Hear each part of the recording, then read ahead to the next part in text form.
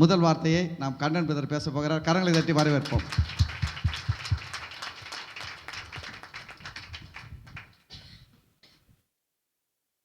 கர்த்தருக்கு ஸ்தோத்திரம். ஹல்லேலூயா. இந்த நாளில் பார்த்தீங்கன்னாக்கா இயேசு கிறிஸ்து 2000 ஆண்டுகளுக்கு முன்பு மரித்தார். அப்பொழுது ஆண்டவராகிய இயேசு கிறிஸ்து மன்னிப்பு என்கிற வார்த்தையை முதலாவதாக அவர் பேசினார். அந்த வார்த்தை என்னவென்றால், மன்னிப்புங்கிறது லூக்கா 23ஆம் அதிகாரம் 34ஆம் வசனம். அப்பொழுது இயேசு, பிதாவே இவர்களுக்கு மன்னியும், தாங்கள் செய்கிறது இன்னதென்று அறியாதிருக்கிறார்களே என்றார். அப்போது இயேசு கிறிஸ்து இந்த பூமிக்கு வந்தது மன்னிக்கிறதுக்கு தான் வந்தார்.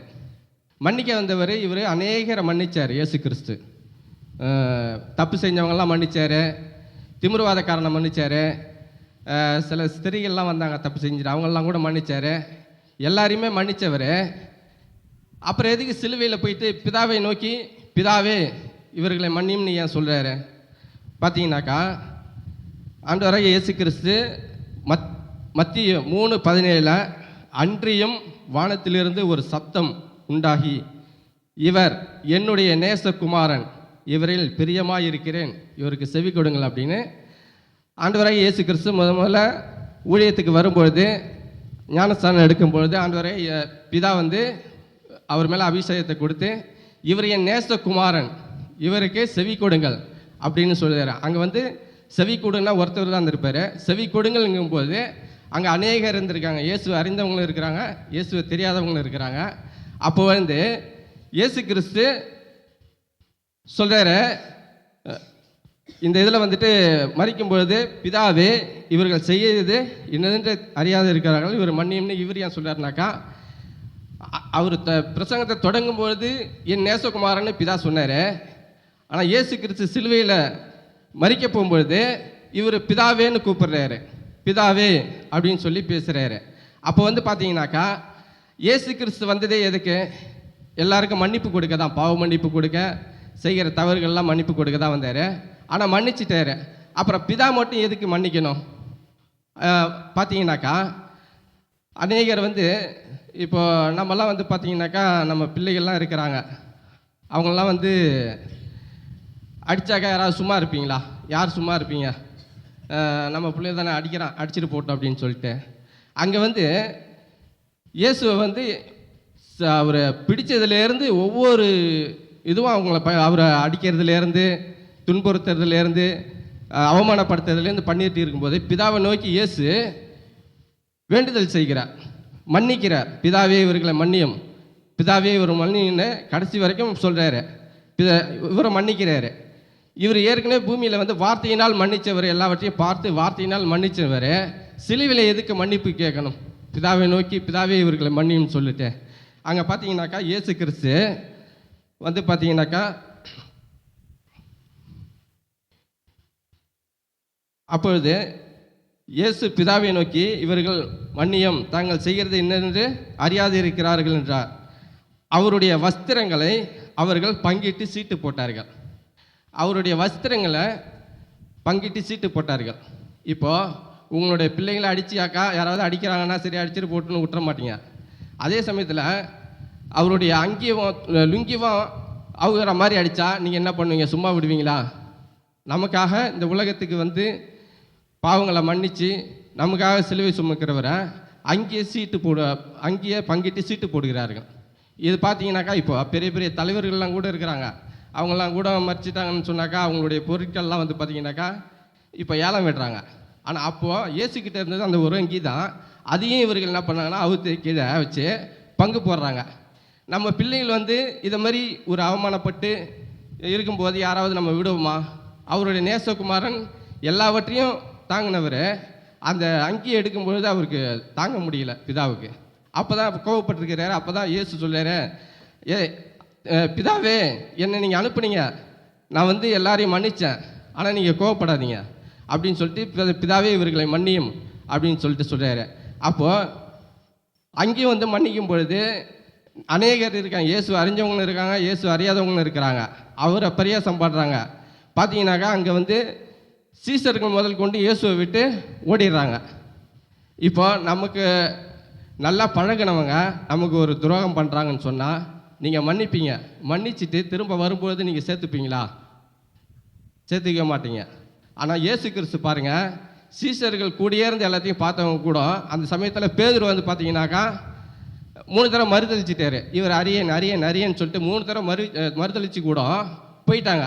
போயிட்ட பிறகு கூட பார்த்தீங்கன்னாக்கா திரும்ப இயேசு கிறிஸ்து மறுத்த பிறகு இவங்க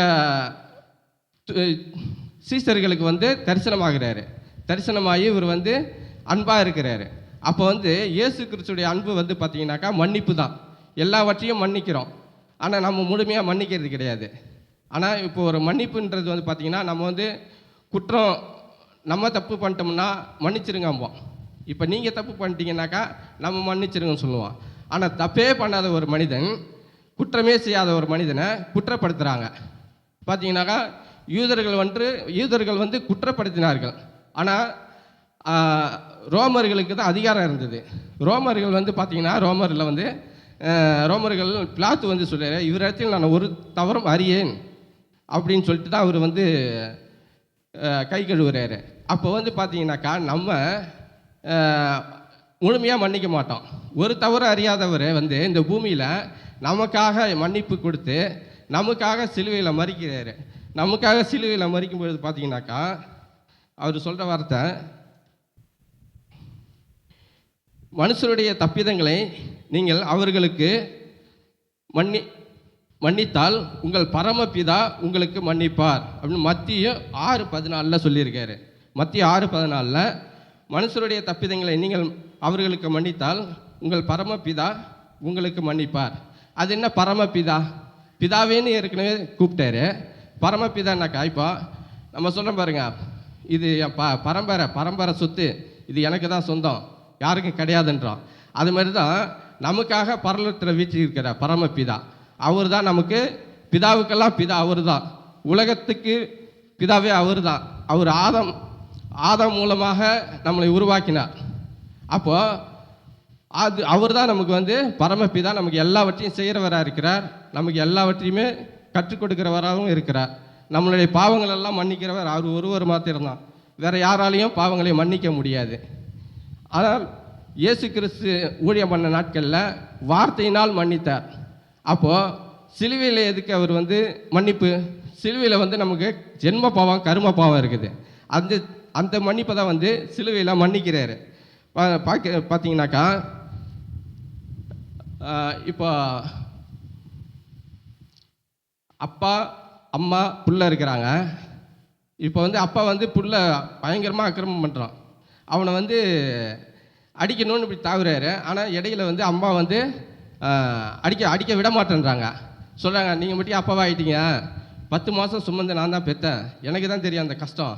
அவன் சின்ன பையனாக இருக்கிறான், அவன் வளருவான், வளர சரியாயிடுவான்னு சொல்லுவான். அப்போ வந்து பார்த்தீங்கன்னாக்கா இடையில மத்தியஸ்தராக இருந்து அம்மா வந்து பையனை பாதுகாக்கிறாங்க. இதே போலலாம் பார்த்தீங்கன்னாக்கா இயேசு கிறிஸ்து நமக்காக பிதாவின் இடத்துல இருந்து இப்போது இயேசுவை நம்ம ஏற்றுக்கிட்டோம், நம்ம எல்லா பாவத்தையும் மன்னிச்சிட்டாரு. இப்போ நம்ம திரும்பவும் தப்பு பண்ணுறோமான்னா பண்ணுவோம், சில தப்புகள் பொய் சொல்லுவோம், தவறு பண்ணுவோம். அதுக்கெல்லாம் வந்து பிதா கிட்ட வந்து பரிந்து பேசி கொண்டு இருக்கிறார். என் மகன் இப்போ தான் என்னை ஏற்றுக்கிட்டு இருக்கிறான், அவன் போக போக சரியாயிடுவான், அவனுக்கு நான் வார்த்தையை கொடுத்துருக்கிறேன், அந்த வார்த்தையின் மூலம் சரியாயிடுவான், அவருக்கு அபிஷேகத்தை கொடுத்துருக்கிறேன், சரியாயிடுவான்னு சொல்லி பிதா கிட்ட வந்து பரிந்து பேசிக்கிட்டு இருக்கிறாரு. எனக்காக பாருங்கள், இப்போ ஒரு தாய் எப்படி ஒரு பிள்ளையை 10 மாதம் சுமந்து பெற்றாங்களா, அது மாதிரி தான் பிதாவே நீங்கள் என்னை அனுப்பிட்டீங்க, நான் போயிட்டு இவங்களுடைய பாவங்களை எல்லாவற்றையும் நான் மன்னித்து நான் சிலுவை சுமந்துருக்கிறேன், என்ன பாருங்கன்னு சொல்லி நமக்காக ஒரு மத்தியஸ்தராக இருந்து அவர் நமக்காக எல்லாவற்றையும் செய்கிறாரு. இப்போ பாருங்கள், அதில் வந்து அவர் சொல்கிற வார்த்தை எபேசியர் 2:1 அக்கிரமங்களினாலும் பாவங்களினாலும் மரித்தவர்களாய் இருந்தீர்கள், மரித்தவராய் உங்களை உயிர்ப்பித்தார். அப்போ நம்ம எதில் வார்த்தையினால் எல்லாவற்றையும் அவர் கண்ணால் பார்த்ததை எல்லாரையும் மன்னிச்சார். அப்போ நம்ம அவர் சிலுவை சுமக்கும் போது என்ன பாவம் மன்னிச்சார்? நம்மளுடைய அக்கிரமங்கள் நம்மளுடைய பாவங்களை சிலுவையில் மன்னிச்சார். நமக்காக அவர் ஜீவனை கொடுத்து நம்மளுடைய மன்னிப்பெல்லாம் மன்னித்து நம்மளை வந்து வாழ வைக்கும்படியாக கொடுத்துருக்கிறார். இந்த நாளில் வந்து பார்த்திங்கன்னா இந்த யூடியூப் மூலம் பார்க்குற தேவ பிள்ளைகளே, ஆண்டவராக இயேசு கிறிஸ்து ஒருவர் தான் நமக்காக எல்லாவற்றையும் செய்கிறவராக இருக்கிறார். நமக்காக தான் எல்லாவற்றையும் நன்மையாகும்படியாக ஆசீர்வதித்திருக்கிறார். நம்மளை ஆசீர்வதித்து பெருக என்ற வார்த்தையின்படியே நம்மளுக்கு எல்லாவற்றையும் செய்து கொண்டிருக்கிறார். இப்போ பார்த்தீங்கன்னாக்கா ஆண்டவர் எல்லாவற்றையும் செய்ய உண்மை உள்ளவராக இருக்கிறார். இயேசுவை ஏற்றுக்கிட்டவங்க பின்வாங்காதீங்க. இந்த வார்த்தையினால் இயேசுவை ஏற்றுக்கிறவங்க உங்களுடைய ஜென்ம பாவங்கள் கர்ம பாவங்கள்லாம் மன்னிக்கப்படும். இயேசு உங்களை நிச்சயமாகவே ஆசீர்வதிப்பார். இந்த வாய்ப்பு கொடுத்த தேவ வல்லமை ஜெப வீடு பாஸ்டருக்கும் இந்த செய்தியை கேட்ட தேவ வல்லமை விசுவாசிகளுக்கும் எனது நன்றி. இந்த வார்த்தையை பேசும்படியாக கிருபை அளித்த பிதா குமாரன் பரிசுத்த ஆவியானவருக்கு கொடான கொடி ஸ்தோத்திரம். இப்பொழுதும் இரண்டாவது வார்த்தை பேச வருகிறார்கள். உற்சாகமாய் கரங்கள் தாட்டி வரவேற்போம்.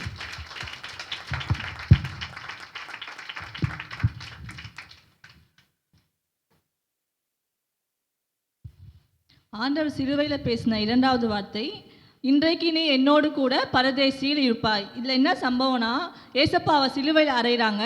ரைட்டில் ஒரு கல்லன், லெஃப்டில் ஒரு கல்லன் இருக்காங்க. இது என்ன சம்பவம் நம்ம பார்க்கலாம்.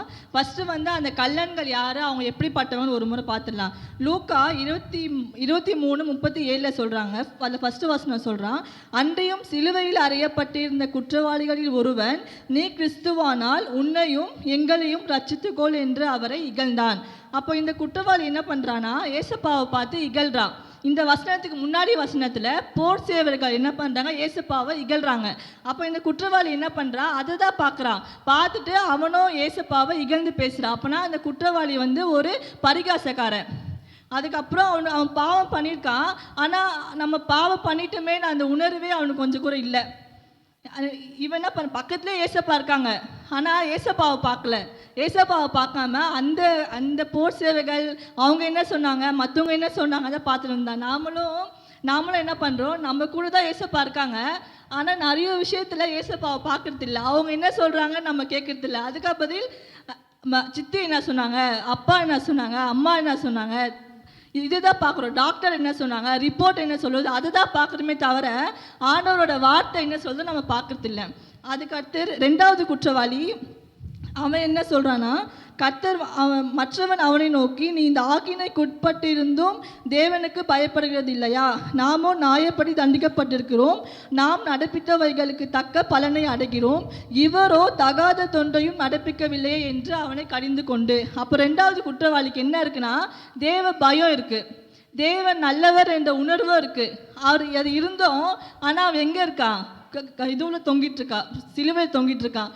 நாங்கள் இந்த ட்ராக்ஸ் ஊழியத்துக்கு போவோம் பாருங்களேன், நிறைய பேர்கிட்ட போய் நாங்கள் சொல்லுவோம், ஏசப்பா நல்லவருங்க, ஏசப்பாவை ஏற்றுக்குங்க அப்படின்னு சொல்லுவோம். அவங்களும் அதை ஒத்துப்பாங்க. ஆமாங்க, ஏசப்பா நல்லவங்க தான், அவங்க தான் நம்ம சூழ்நிலையை மாற்றுவாங்க, எல்லாமே ஒத்துப்பாங்க. இருந்தாலும் ஏசப்பாவை ஏற்றுக்க மாட்டாங்க. ஏன்னு கேட்டாக்கா, இல்லைங்க நான் ஏசப்பாவை ஏற்றுக்கினாக்கா என்னோடய ஃபேமிலி என்னை ஒதுக்கி வச்சுருவாங்க, அந்த மாதிரி சொல்லுவாங்க. அப்போது இந்த ரெண்டாவது குற்றவாளி ஆண்டவர் பற்றி அறிஞ்சிருக்கா, ஆனால் ஆண்டவரை ஏற்றுக்காமல் இருக்காங்க. அதுக்கு அடுத்த வசனத்தில் ஏசப்பா அவன் சொல்கிறாங்க, அவன் இயேசுவை நோக்கி, ஆண்டவரே அடியேனை நீ உம்முடைய ராஜ்யத்தில் வரும்பொழுது அடியேனை நினைத்தருளும் என்றான். அப்போது அவன் ஏசப்பா கிட்ட ஒரு ரெக்வஸ்ட் பண்ணுறான். என்னன்னா, நீங்கள் உம்முடைய ராஜ்யத்தில் வரும்போது என்னையே கொஞ்சம் நினச்சி பாருங்க அப்படின்னு சொல்கிறாங்க. அதுக்கு அடுத்த வசனம் ரொம்ப அழகாக இருக்க பாருங்களேன். இயேசு அவனை நோக்கி, அப்போ அந்த வலி வேதனையில் கூட ஏசப்பா அவனை பார்க்குறாங்க, அவனை நோக்கி. பைபிளில் ஏசப்பா யாரெல்லாம் நோக்கி பார்த்தாரோ அவங்களோட துக்கம் சந்தோஷமாக மாறுச்சு, அவங்களோட தோல்வி ஜெயமாக மாறுச்சு, அவங்க பலவீனம் பலனாய் மாறுச்சு, அண்ட் தரித்திரம் செல்வந்தம் ஐஸ்வர்யவானம் மாறுச்சு. இன்னும் ஒரு அழகானது, ஆண்டவர் ஆரோனுடைய கோலை பார்த்தாருங்க. ஒரு சாதாரண ஒரு கோல், அது அந்த கோல் எப்படிச்சுன்னா, அந்த கோல் துளிர் விட்டு பூ பூத்து பழங்களுக்கு கொடுத்துதான். அப்போ ஒன்றுமே இல்லாத அந்த கோலே அப்படி பூக்கணும். அப்போது ஜீவனுள்ள இருக்கிற நம்ம வாழ்க்கையை தேவன் பார்க்குறாருன்னா, அப்போ நம்ம வாழ்க்கை எவ்வளோ அழகாக மாறும்ல. எதெல்லாம் மனுஷங்க இல்லை இது நடக்காது, நீ அது சரிப்பட்டு வர மாட்டா, அது மாதிரி என்னென்ன விஷயம்லாம் மனுஷங்க சொன்னாங்களோ, செத்தது போல இருக்கிற நம்ம வாழ்க்கையில் இருக்கிற எல்லாமே என்ன பண்ணும், இயேசு நாமத்தால நமக்கும் என்ன பண்ணும், பூக்கும் எல்லா விஷயமுமே நமக்கு. அதுக்கு அடுத்து சரி, இந்த கல்லனோட வாழ்க்கை எப்படி மாறுச்சுன்னு பார்க்கலாம். இந்த கல்லன் அப்புறம் இயேசு அவனை நோக்கி, இன்றைக்கு நீ என்னோடு கூட பரதேசியில் இருப்பாய் என்று மெய்யாகவே உனக்கு சொல்கிறேன். அப்போ அந்த கள்ளனோட வாழ்க்கை எப்படி மாறுச்சு? அவன் வந்து பரலோகத்தில் இருக்கான். அப்போ ஏசப்பா ஏன் இங்கே மெய்யாகவே சொல்லணும்? ஏன்னா நல்லவனுக்கே நம்பிக்கை வர மாட்டுது ஏசப்பா மேலே. எங்கே நம்ம ஏசப்பா பரலோகத்தை ஏற்றுப்பாரா இல்லையான்னு. அப்போ இந்த கல்லனுக்கு ஒரு நிச்சயம் வேணும். கரெக்டாக நாம் இறந்துட்டா, ஏன்னா அவன் ஒரு குற்றவாளி, பாவம் பண்ணியிருக்கான். நாம் இறந்துட்டா பரலோகத்துக்கு போவோன்ற ஒரு நிச்சயம் இருக்கணும். அதனால ஏசப்பா இப்படி இந்த மாதிரி சொன்னாங்க. யோசிச்சு பாருங்களேன், இப்போ ஏசப்பா கூட பரதேசிக்கு போகிற பாக்கியம் யாருக்கு கிடச்சிது? இந்த கல்லனுக்கு தான். பைபிளில் எவ்வளோ பேர் இருக்காங்க ஊழியம் பண்ணுவங்க. அப்போஸ்தலனாகிய பவுல், சேவான், பழைய ஏற்பாட்டில் வந்து தீர்க்கதரிசி எலியா, எலிசா, சாமுவேல், ஆபிரகாம், தாவீது, நிறைய பேர் இருக்காங்க. ஆனால் இந்த யாருக்குமே கிடைக்காத ஒரு பாக்கியம், ஒரு ஸ்லாக்கியம் யாருக்கு கிடச்சிதுன்னா இந்த குற்றவாளிக்கு தான் கிடச்சிது. அதுக்கப்புறம் யோசிச்சு பாருங்கள், இந்த பைபிள்லேயே முதல் ரட்சிப்பு பெற்ற ஆள் யாருன்னா இந்த குற்றவாளி தான். பைபிளையே கிருபை பெற்ற ஆள் யாருன்னா இவன் தான் எக்ஸாம்பிள், இந்த குற்றவாளி தான் எக்ஸாம்பிள். ஏன்னா ஏசப்பாவோட மேலே போகிற ஒரு ஸ்லாக்கியம் இவனுக்கு தான் கிடச்சிது. எல்லோரும் பார்த்துருப்பாங்க, ஏசப்பாவோட மேலே போகும்போது ஏதோ பெரிய ஆள் போல், இன்னும் பெருசாக செஞ்சுட்டு வந்திருக்காங்க போலன்னு பார்த்துருப்பாங்க. ஆனால் உண்மையாக இவங்க என்ன செஞ்சாங்க சொல்லுங்கள்? ஒன்றுமே செய்யலை, எதுவுமே செய்யலை. ஆனால் இவன் அந்த குற்றவாளி நல்லவர்னால பரலோகத்துக்கு போல, நீங்களும் நானும் வணங்குற தேவன் நல்லவர்னால தான் பரலோகத்துக்கு போயிருக்காங்க இவங்க. அதுக்கு அடுத்து வந்து ஒரு சேல்ஸ்மேன் வந்து பலூன் சேல் பண்ணியிருந்தாங்க. எல்லா கலர் ஆஃப் பலூனுமே மேலே பறக்குது, பிளாக் கலர் மட்டும் பறக்கவே இல்லை. அப்போ ஒரு ஏர் பலூன் அது. அப்போ ஒரு சின்ன பையன் வந்து கேட்டான், சார் இந்த மாதிரி பிளாக் கலர் பலூன் மேலே பறக்குமா அப்படின்னு கேட்டதுக்கு அந்த சேல்ஸ்மேன் சிரிச்சுனே சொன்னார், தம்பி என்ன பலூன், என்ன கலர் ஆஃப் பலூன் மேலே பறக்குதுன்னு முக்கியம் இல்லைப்பா, அந்த பலூனுக்குள்ளே இருந்து எது அது பலூனை மேலே பறக்க வைக்குது பாரு, அதுதான் முக்கியம் அப்படின்னாரு. அந்த பலூன் மாதிரி தான் நீங்களும் நாங்களும். நம்ம வாழ்க்கையில் நம்ம எங்கே நிற்கிறோம், கையில் என்ன இருக்குது, எவ்வளோ பேக்ரவுண்ட், சொத்து, எவ்வளோ ஜுவல்ஸ் இருக்குது, என்ன வேலை, எதுவுமே முக்கியம் இல்லைங்க. உங்களையும் நம்மளை நினச்சே பார்க்க முடியாத அளவுக்கு நம்மக்குள்ளே இருந்து நம்மளை மேலே மேலே மேலே கொண்டு போய் பரலோகத்தில் சேர்க்குது பாருங்கள். அதுதான் கிருபை, அதுதான் ரட்சிப்பு. இப்போ இந்த 2வது வார்த்தை மூலிமா நான் என்ன சொல்லி முடிக்க விரும்புகிறேன்னா, அந்த கல்லனை பாருங்கள், கடைசி நிமிஷத்தில் ஏசப்பா கிட்ட போயிட்டு அவர் ஆசை கேட்டார், என்னை வந்து பரலோகத்தில் சேர்த்துக்குங்க அப்படின்னு ஒரு ஆசை கேட்டார். அவர் கேட்ட அந்த ஆசை வந்து ஒரு சின்ன ஆசை இல்லை, அது ஒரு பெரிய ஆசை. எட்டர்னல் லைஃப், அதாவது மறுவாழ்வு பற்றின ஒரு விஷயத்த ஏசப்பா கிட்ட கேட்டார். ஏசப்பா என்ன பண்ணாங்க, அதை வந்து அவனுக்காக ஓகே பண்ணாங்க. அப்போது அந்த குற்றவாளிக்கே, இவ்வளோ பாவம் குற்றவாளி, தப்பு பண்ண குற்றவாளிக்கே ஏசப்பா வந்து அவ்வளோ பெரிய பாக்கியத்தை கொடுத்தாருன்னா அப்போ நமக்கு கண்டிப்பாக கொடுப்பார்ல. நாம் என்ன கேட்க போகிறோம் சொல்லுங்கள்? பரலோகம் நமக்கு கன்ஃபார்ம். நாம் என்ன கேட்க போகிறோம்? இந்த உலகத்தில் வாழ்கிறதுக்கு தேவையான சின்ன சின்ன ஆசைகள், விருப்பங்கள், எதிர்பார்ப்புகள், இதுதான் நம்ம கேட்க போகிறோம் ஏசப்பா கிட்ட. அப்போது அந்த கல்லனுக்கே ஏசப்பா செஞ்சார்னா அப்போ உங்களுக்கோ எனக்கோ என்ன பண்ணுவார் ஏசப்பா? கண்டிப்பாக செய்வார். சரி, இப்போ நான் கேட்கணும்னு சொல்லிட்டேன். இப்போ எப்படி கேட்கணும் ஏசப்பா கிட்ட?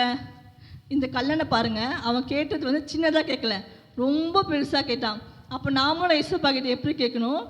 பெருசாக கேட்கணும். ஏன் பெருசாக கேட்கணும்? வசனம் சொல்லுது, வானம் அவர் சிங்காசனம், பூமி அவரது பாதப்படி சொல்லுது. அப்போ நீங்களும் நானும் வணங்குற தேவன் பெரிய தேவன். அதனால் எப்பவுமே ஏசப்பா கிட்ட பெருசாக திங்க் பண்ணுங்க, பெருசாக கேளுங்க, கர்த்தர் கண்டிப்பாக செய்வார். Thanks. God bless you, God bless you. 3வது வார்த்தை பேசுகிறவர்களை கரங்களை தட்டி வரவேற்போம்.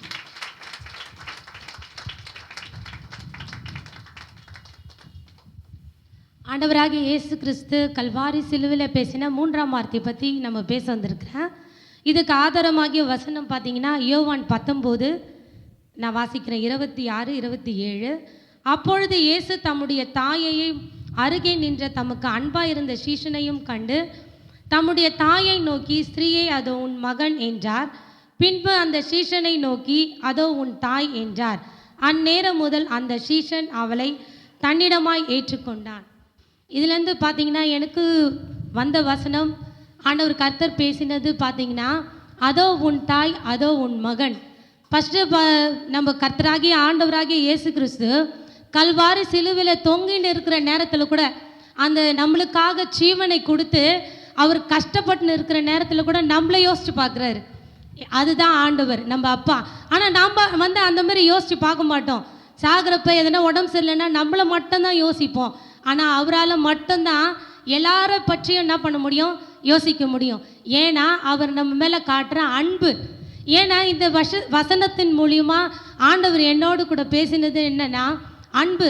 அவர் அந்த அன்பு இருக்கிறதோடு தான் இங்கே பார்த்தீங்கன்னா சீஷன், அந்த நீங்கள் கொஞ்சம் கவனித்து பார்த்தீங்கன்னா அன்பாக இருந்த சீஷன்.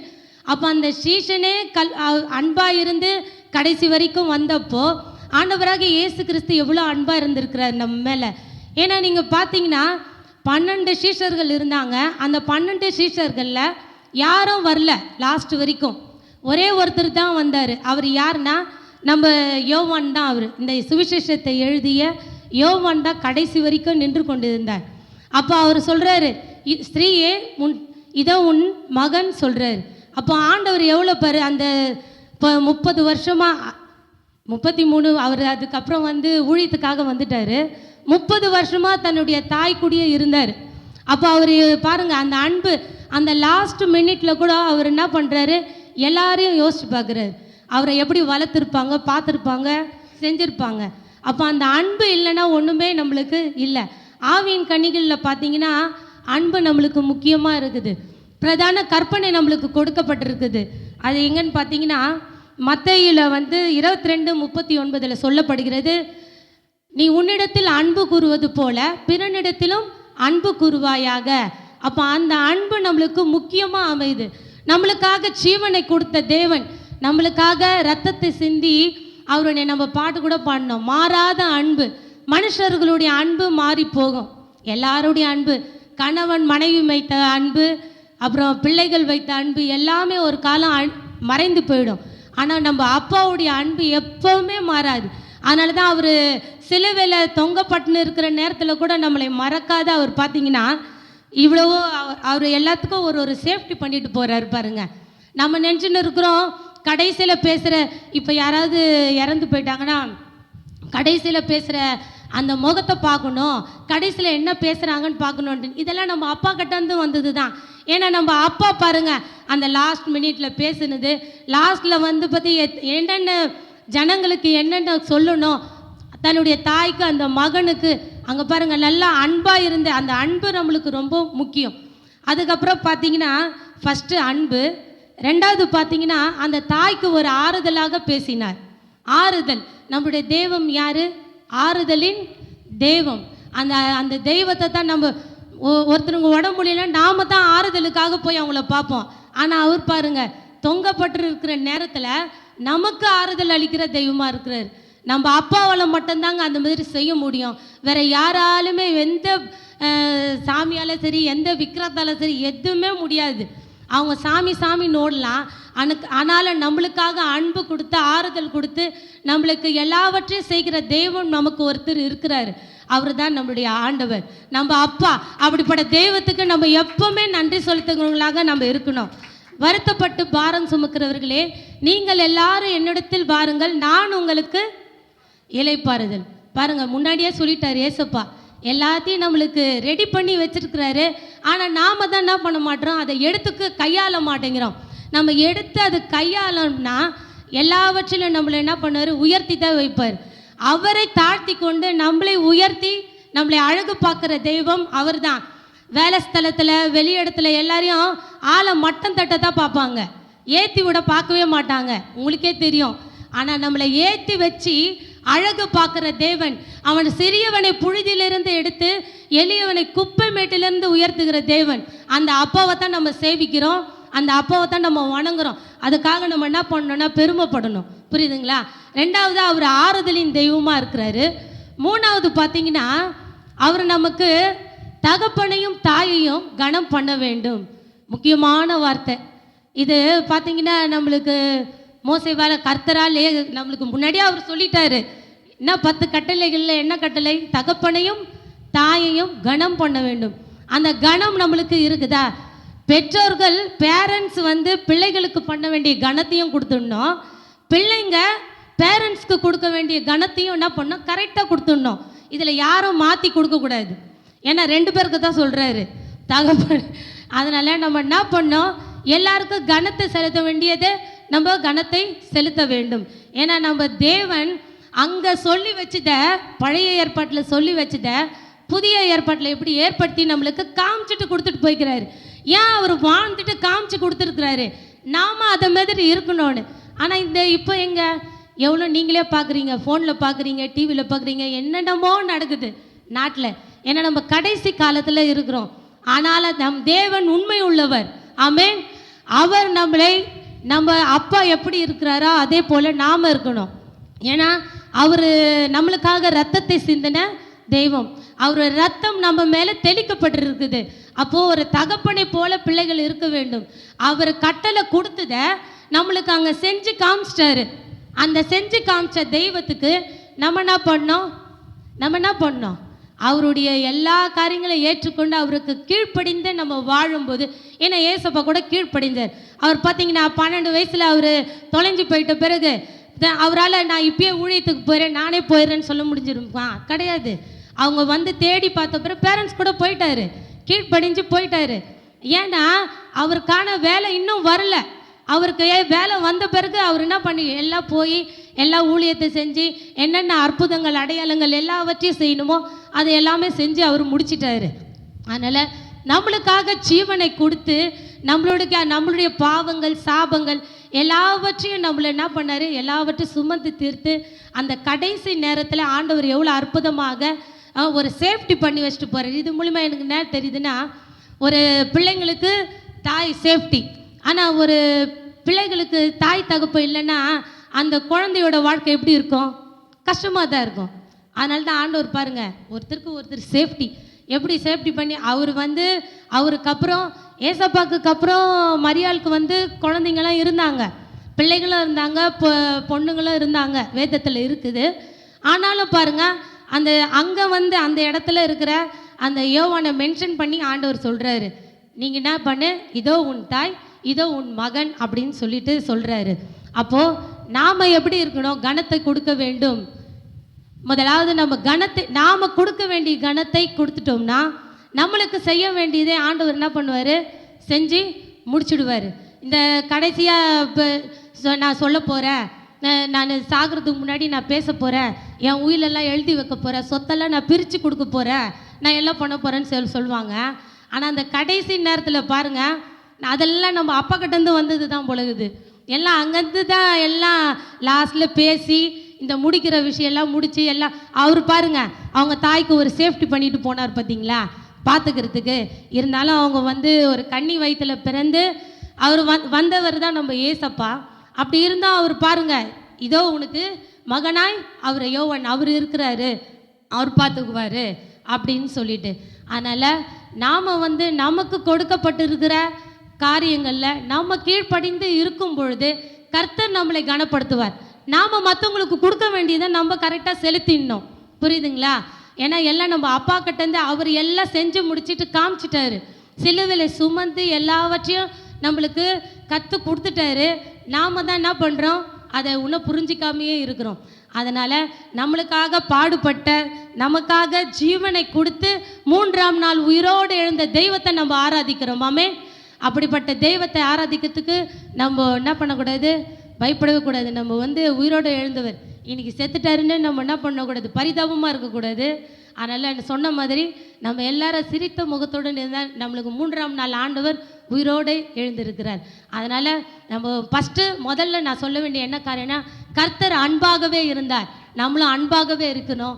அவர் ஆறுதல் அளிக்கிறார், தெய்வமாக இருக்கிறார். நம்மளும் ஆறுதல் அளித்து மற்றவங்களுக்கு கஷ்டமாக பேசலைன்னா, அவங்கள கஷ்டப்படுத்தலாமல் இருந்தால் மட்டும் போதாது, கஷ்டப்படுத்தலாலும் இருந்தால் பரவாயில்ல, அவங்களுக்கு ஆறுதலாக நம்ம ஒரு 2 வார்த்தை பேசினாலுமே போதும், அவங்க வியாதியெல்லாம் சுகமாயிடும். உனக்கு டாக்டரே இப்போ உனக்கு ஜாஸ்தியாக இருக்குது சுகர், பிபி, உனக்கு ஹார்ட் அட்டாக் வரும் அப்படின்னு சொல்லிட்டா அந்த இருக்கிற இவங்கள என்ன பண்ணுவாங்க, பயப்படுவாங்க. உங்களுக்கு இப்படி இருக்குது, உங்களுக்கு சரியாயிடும், நீங்கள் போங்கன்னு ஒரு தாழ்மையாக சொன்னால் எப்படி இருக்கும், அது நல்லா இருக்கும். அதே போல தான் இங்கே பார்த்தீங்கன்னா நம்மளுக்கு எல்லாவற்றையும் ஆண்டவர் என்ன பண்ணார், செஞ்சு கொடுத்து காமிச்சிட்டாரு. பொறுமையாக அன்பாக இருந்து காமிச்சிட்டாரு. ஆறுதலின் தெய்வமாக இருக்கிறாரு. நம்மளும் ஆறுதல் தேறுதலாக நம்மளுக்கே கஷ்டம் வரும், இது பண்ணும், எல்லாமே வரும் தான். அந்த தாய்க்கு அவங்களுக்கு எப்படி கஷ்டமாக இருந்திருக்கும். ஏன்னா பிள்ளை கஷ்டப்படுது. நம்ம பிள்ளைங்களுக்கு உடம்பு சரியில்லைனாலுமே நம்மளுக்கு பொறுத்துக்க முடியாது, கஷ்டமாக இருக்கும். ஆனால் தன்னுடைய பிள்ளை வந்து அங்கே அப்படியே சிலுவையை தொங்கப்பட்டு ரத்தத்தை சிந்தி அவ்வளோ வேதனைப்படும் போது அந்த தாயால் எப்படி பார்த்து சகிச்சு கொள்ள முடியும்? அவங்க தான் ஆறுதல் படுத்தி கொண்டாங்க. கர்த்தர் என்ன பண்ணது, அவங்களுக்கு ஆறுதலாக இருந்தார். அப்போ கூட உனக்கு நான் இருக்கிறேன், நான் இருக்குது எனக்கு அப்புறம் அங்கே நம்ம எல்லாத்தையும் பண்ணி வச்சுட்டு நான் போகிறேன்ட்டு ஆண்டவர் இருக்கிறார். அடுத்தது 3வது தகப்பனையும் தாயும் கணம்.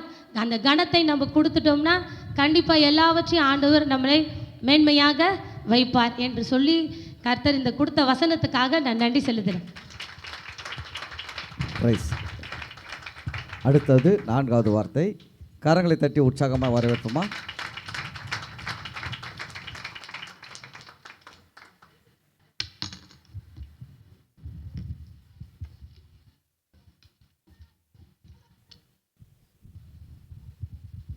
இயேசு கிறிஸ்து சிலுவையில் பேசிய 4ஆம் வார்த்தை.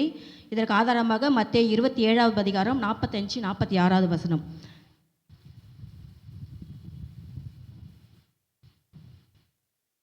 ஆறாம் மணி நேரம் முதல் 9ஆம் மணி நேரம் வரைக்கும் பூமி எங்கும் அந்தகாரம் உண்டாயிற்று.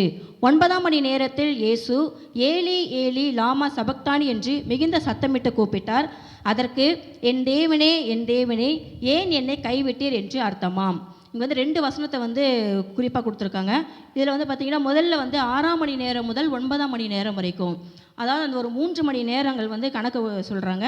அந்த 3 மணி நேரம் எப்படி இருக்குதுன்னா பூமி எங்கும் அந்தகாரம் உண்டாயிடுச்சு. அந்தகாரம் அப்படின்னு பார்த்தீங்கன்னாலே நம்ம இருள் தான் சொல்லுவோம். நம்ம வாழ்க்கையில் கூட பார்த்திங்கன்னா இருள் அப்படின்னாலே என்ன பண்ணிடுவோம், ஒன்று பிசாசை சொல்லுவோம், இல்லைனா பாவத்தை தான் சொல்லுவோம். இருள் வந்து இருளாக இருக்குது அப்படின்னா நம்மளுடைய வாழ்க்கையில் வந்து இருள் அப்படிங்கிறது பார்த்திங்கன்னா பாவமாக இருக்கலாம், சாபமாக இருக்கலாம், வியாதியாக இருக்கலாம், வறுமையாக இருக்கலாம், தரித்திரமாக இருக்கலாம், எது வேணாலும் இருக்கலாம். ஆனால் அந்த இருளை வந்து ஆண்டவர் எப்படி மாற்றுறாருன்னா வெளிச்சமாக மாற்றுறாரு. அந்த வெளிச்சத்தை நமக்கு கொடுக்க முடியாத தான் அந்த இருளில் இயேசு கிறிஸ்து என்ன பண்ணார், அந்த 3 மணி நேரம் அந்த நேரத்தை அங்கே செலவிட்டார். நம்ம வேதத்தில் நிறைய இருளான ஒரு சூழ்நிலையில் பார்த்திங்கன்னா ஆண்டவர் ஒரு வெளிச்சத்தை கொண்டு வரும்போது ஒரு மகிமையான காரியத்தை வெளிப்படுத்துது. இஸ்ரவேல் ஜனங்கள் பார்த்திங்கன்னா வனாந்தரத்தில் வந்து அவங்க 40 வருஷம் வாழ்ந்தாங்க. அவங்களுக்கு வந்து இரவில் வந்து பார்த்திங்கன்னா தேவன் அக்கினி ஸ்தம்பமாக இருந்தார். இரவில் வந்து பார்த்திங்கன்னா வெளிச்சம் வந்து அவங்களுக்கு கம்மியாக இருக்குது. அங்கே வந்து என்ன பண்ணுறாரு, ஆண்டவர் ஒரு வெளிச்சத்தை கொடுக்குறாரு. அது மூலிமா அந்த ஜனங்கள் என்ன பண்ணுறாங்க, நன்மையை பெற்றுக்கொள்கிறாங்க. அப்போ நம்ம வாழ்க்கையிலையும் நம்ம எப்போவுமே நம்ம பிரச்சனையாக இருக்குது, பாடாக இருக்குது, நமக்கு என்ன பண்ணுறதுன்னு தெரியல, என்னை சுற்றி ஒரே இருட்டாக இருக்குது, எனக்கு அடுத்த ஸ்டெப்பு என்ன பண்ணுறதுன்னு தெரியல, என் வாழ்க்கையில் வந்து இதுக்கப்புறம் நான் என்ன பண்ண போகிறேன்னு தெரியல, எனக்கு வந்து எல்லாமே கண்ணை கட்டின மாதிரி இருக்குது அப்படின்ட்டு வந்து நிறைய பேர் நம்முடைய சூழ்நிலைகளை வந்து என்ன பண்ணுறோம், மையப்படுத்தி அதுக்கு முக்கியத்துவம் கொடுக்குறோம். ஆனால் அந்த இருளான வாழ்க்கையிலையும் கூட ஆண்டவர் எப்படிப்பட்டவராக இருக்கிறார்னா வெளிச்சமாக வருகிறார். ஏசாயா 9:2 அதிகாரத்தில் வந்து பார்த்தீங்கன்னா இருளில் இருக்கிற ஜனங்கள் பெரிய வெளிச்சத்தை கண்டார்கள்.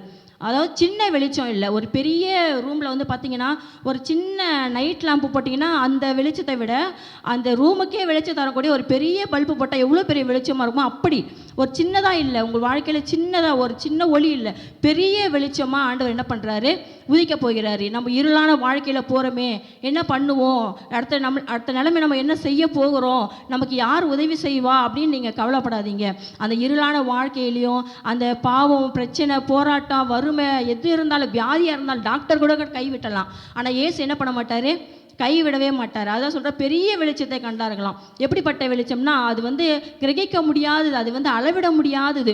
பூமியை கூட பார்த்தீங்கன்னா இருளாக தான் இருந்தது. ஆண்டவர் என்ன பண்ணார்னா வெளிச்சத்தை கொண்டு வந்தார். பகலுக்கு ஒரு வெளிச்சத்தை கொடுத்தாரு, இரவுக்கும் ஒரு வெளிச்சத்தை கொடுத்தார். பகலுக்கு வந்து சூரியனை கொடுத்தார், இரவுக்கு சந்திரனையும் நட்சத்திரங்களையும் கொடுத்தார். அந்த 2த்தையும் கொடுத்தார் இரவுக்கு. நம்மளுடைய வாழ்க்கையில் ஆண்டவர் என்ன பண்ணுவார்னா வெளிச்சத்தை கண்டிப்பாக கொடுப்பாரு. என்ன பண்ண போகிறோம், ஏது பண்ண போகிறோம், நீங்கள் தயவுசெய்து கவலைப்படாதீங்க. சூழ்நிலைகள் வேணால் இப்போ வேணால் இப்படி இருக்கலாம், அடுத்த நான் என்ன பண்ண போகிறேன்னு தெரியல, என் வாழ்க்கை இப்படி இருக்குது அப்படின்னு சொல்லிட்டு நீங்கள் நினைக்கலாம். ஆனால் அதிலிருந்து ஆண்டவர் என்ன பண்ண போனார்னா ஒரு பெரிய வெளிச்சத்தை கொண்டு வர போகிறாரு. யோவான் 1:9 உலகத்திலே வந்து எந்த மனுஷனையும் பிரகாசிப்பிக்கிற ஒளியே அந்த மெய்யான ஒளி. அந்த மெய்யான ஒளி யாருன்னா இயேசு கிறிஸ்து. இந்த உலகத்தில் வந்து இல்லைங்களா, வசனம் சொல்லி இந்த உலகத்தில் வந்து எந்த மனுஷனா ஒவ்வொருவரையும் எனக்கு உனக்கு ஆண்டவரை ஏற்றுக்கொள்ள எல்லாரும் மேலேயும் என்ன பண்ணுறாரு, அவர் ஒளியாக இருக்கிறாரு. அதை அறிந்து கொண்டவர்கள் தான் நம்ம என்ன பண்ணியிருக்கோம், இங்கே வந்து அமர்ந்திருக்கணும். இன்னும் அறியாத ஜனங்கள் இன்னும் வெளியே இருக்கிறாங்க. அவங்களாம் இன்னும் அந்த வெளிச்சத்தை என்ன பண்ணலை, அறிந்து கொள்ளலை. அந்த மெய்யான ஒளியான இயேசு கிறிஸ்துவை இன்னும் அவங்க அறியாமல் இருக்கிறதுனால தான் அவங்க எல்லாரும் என்ன பண்ணியிருக்காங்க, வெளியே இருக்கிறாங்க. ஆனால் இன்றைக்கி நாம் எங்கே இருக்கிறோம், ஆண்டவர் அறிந்து கொண்டு இருக்கிறோம், அந்த ஒளிக்குள்ளாக நம்ம பிரவேசித்து கொண்டு இருக்கிறோம். அதனால தான் நம்ம இன்றைக்கி கர்த்தருடைய சமூகத்தில் நம்ம வந்திருக்கிறோம். ரெண்டாவது விஷயம் பார்த்தீங்கன்னா, ஆண்டவர் சொல்கிறாரு, என் தேவனே ஏன் என்னை கைவிட்டீர். பார்த்தீங்கன்னா ஒரு கைவிடப்பட்ட நிலைமையில வந்து ஆண்டவர் அங்கே இருக்கிறார். நிஜமாவே தேவன் வந்து இயேசுவை கைவிட்டுட்டாரா? நிறைய பேர் வந்து உங்கள் ஆண்டவரே இந்த மாதிரி சொல்லியிருக்கிறாரு, இந்த மாதிரி வந்து வசனம் இருக்குது அப்படின்னு சொல்லிட்டு என்ன பண்ணுவாங்கன்னா, நம்மளே திருப்பி குற்றப்படுத்த கேட்பாங்க. ஆண்டவர் பாவமே இல்லாதவர் தான் இந்த உலகத்துக்கு வந்தார். அவருடைய பிறப்பே ஒரு பாவம் இல்லாத பிறப்பு தான். ஆனால் ஏன் வந்து அந்த வார்த்தையை அவர் அங்கே சொல்கிறாருன்னா, எப்போ எந்த நிமிஷம் வந்து அவர் சிலுவையை வந்து அவர் சுமக்க ஆரம்பித்தாரோ, இந்த பாவத்தை நம்மளுடைய பாவங்களை அக்கிரமங்களை அவர் எப்போ சுமக்க ஆரம்பித்தாரோ அப்பொழுது தான் தேவனுக்கும் இயேசுவுக்கும் ஒரு பெரிய இடைவெளி என்ன பண்ணுச்சு, உண்டாயிற்று. ஏன்னா தேவன் வந்து பாவம் இல்லாதவர் தான். அவர் வந்து இயேசு கிறிஸ்து வந்து பாவம் இல்லாமல் இருக்கும் பொழுது அவரோடு கூட இருந்தார். அநேக இயேசு ஜெபிக்கும் போதெல்லாம் பிதாவை நோக்கி தான் ஜெபம் பண்ணார். நம்ம வேதத்தில் வந்து பார்க்குறோம், பிதாவை நோக்கி என்ன பண்ணுறாரு, ஆசீர்வதித்து ஜெபம் பண்ணுவார். ஆனால் இந்த நேரத்தில் என்ன பண்ணுறாருன்னா, பிதாவையும் அவர் கேட்குறாரு, தேவனே ஏன் என்னை கைவிட்டீர் அப்படின்னா, அவர் கைவிடப்பட்ட நிலைமையில் என்ன பண்ணியிருக்கிறாருன்னா, அந்த நேரத்தில் அந்த 3 மணி நேரங்கள் என்ன பண்ணியிருக்கிறார், அவர் இருந்திருக்கிறார். அதுக்கு காரணம் யாருன்னா நீங்களும் நாங்களும் தான், இல்லைங்களா? இன்றைக்கி நம்மளுடைய அக்கிரமங்களுக்காக, நம்மளுடைய பாவங்களுக்காக, இல்லைங்களா, நம்மளுடைய தரித்திரம் நீங்கும்படியாக நம்ம என்ன பண்ணணும், நல்ல செழிப்பாக ஆசீர்வாதமாக இருக்கணும் அப்படின்றதுக்காக தான் ஆண்டவர் என்ன பண்ணப்பட்டார்னா, அந்த நேரத்தில் அந்த சிலுவையை சுமந்தார். அந்த பாவத்தை அவர் சுமக்கும் பொழுது தேவன் அவரோடு கூட இல்லாததுனால தான் அவர் என்ன பண்ணுறாரு, ஆண்டவர்கிட்ட என்ன பண்ணுறாரு, கேட்குறாரு. வசனம் பார்த்தீங்கன்னா 2 கொரிந்தியர் 5:21 சொல்லுது, நாம் தேவனுக்குள் நீதியாகும்படிக்கு, யாருக்குள்ள, தேவனுக்குள் நம்ம என்ன பண்ணணும், நீதியாக இருக்கணும். அப்போ நம்ம அநீதி உள்ளவர்களாக இருந்தோம், நம்மளை நீதிமான்களை மாற்றும்படியாக தான் இயேசு கிறிஸ்து என்ன பண்ணார்னா, பாவம் அறியாத இயேசு என்ன பண்ணார்னா பாவமானார். பாவமே அறியாத ஒரு இயேசு தான், இல்லைங்களா? அவர் எந்த ஒரு பாவமே செய்யலை. ஆனால் என்ன பண்ணார்னா அங்கே பாவமானார். யாருக்காக? தேவனோடு நம்மளுடைய உறவு இன்னும் அதிகமாக நீடிக்க பண்ணும்படியாக, அவரோடு கூட நம்மளை சேர்க்கும்படியாக தான் என்ன பண்ணார்னா பாவமானார். நம்மளுடைய அக்கிரமங்களை அவர் சுமந்தார். அதனால தான் அவர் வந்து பார்த்திங்கன்னா அந்த நேரத்தில் அப்படி சொல்கிறாரு. ஏசாயா 62:4 வந்து பார்த்திங்கன்னா 4வது வசனம் பார்த்திங்கன்னா, இனி நாம் கைவிடப்பட்டவர்கள் எண்ணப்பட மாட்டோம். இன்றைக்கி யாராவது உங்களை நம்பி நீங்கள் நம்பி யாரையாவது நம்பி நீங்கள் இருந்திருக்கலாம். அவங்க உங்களை கைவிட்டுருக்கலாம். நான் இவங்களை நம்பி இருந்தேனே, நான் இந்த காரியத்துக்காக இவங்களை நான் ரொம்ப நம்பிக்கையாக வச்சுருந்தேனே, ஆனால் இவங்க என்ன பண்ணிட்டாங்க, அந்த நேரத்தில் எனக்கு கைவிட்டுட்டாங்களே, அவங்க இந்த நேரத்தில் எனக்கு உதவி செய்யலையே, இந்த நேரத்தில் எனக்கு வந்து அவங்க கூட இல்லையே அப்படின்னு சொல்லிட்டு நம்ம நிறைய நேரங்களில் வந்து நிச்சயமாக எல்லாரும் ஒவ்வொரு நேரத்தில் ஒவ்வொரு விஷயத்த நம்ம அனுபவிச்சு வந்திருப்போம். கைவிட்டாங்க அப்படின்னு சொல்லிட்டு நீங்கள் யாரையும் மனுஷங்களை நம்பி என்ன பண்ணக்கூடாது, நம்ம போகக்கூடாது. மனுஷங்களை நம்பி போனாலே நம்ம கைவிடப்படுவோம் தான். நம்ம கர்த்தரை நம்பி போகும்பொழுது தான் கர்த்தர் என்ன பண்ணுவார், நம்மளை ஒருபோதும் கைவிடவே மாட்டார். கைவிடப்பட்டு நொந்தவளாக இருக்குங்களா, பரவாயில்லை, நீங்களே என்ன பண்ணுங்க, என்னை நம்புங்க, நான் உங்களுக்கு என்ன பண்ணுவேன், உதவி செய்வேன் ஆண்டவர் சொல்கிறாரு.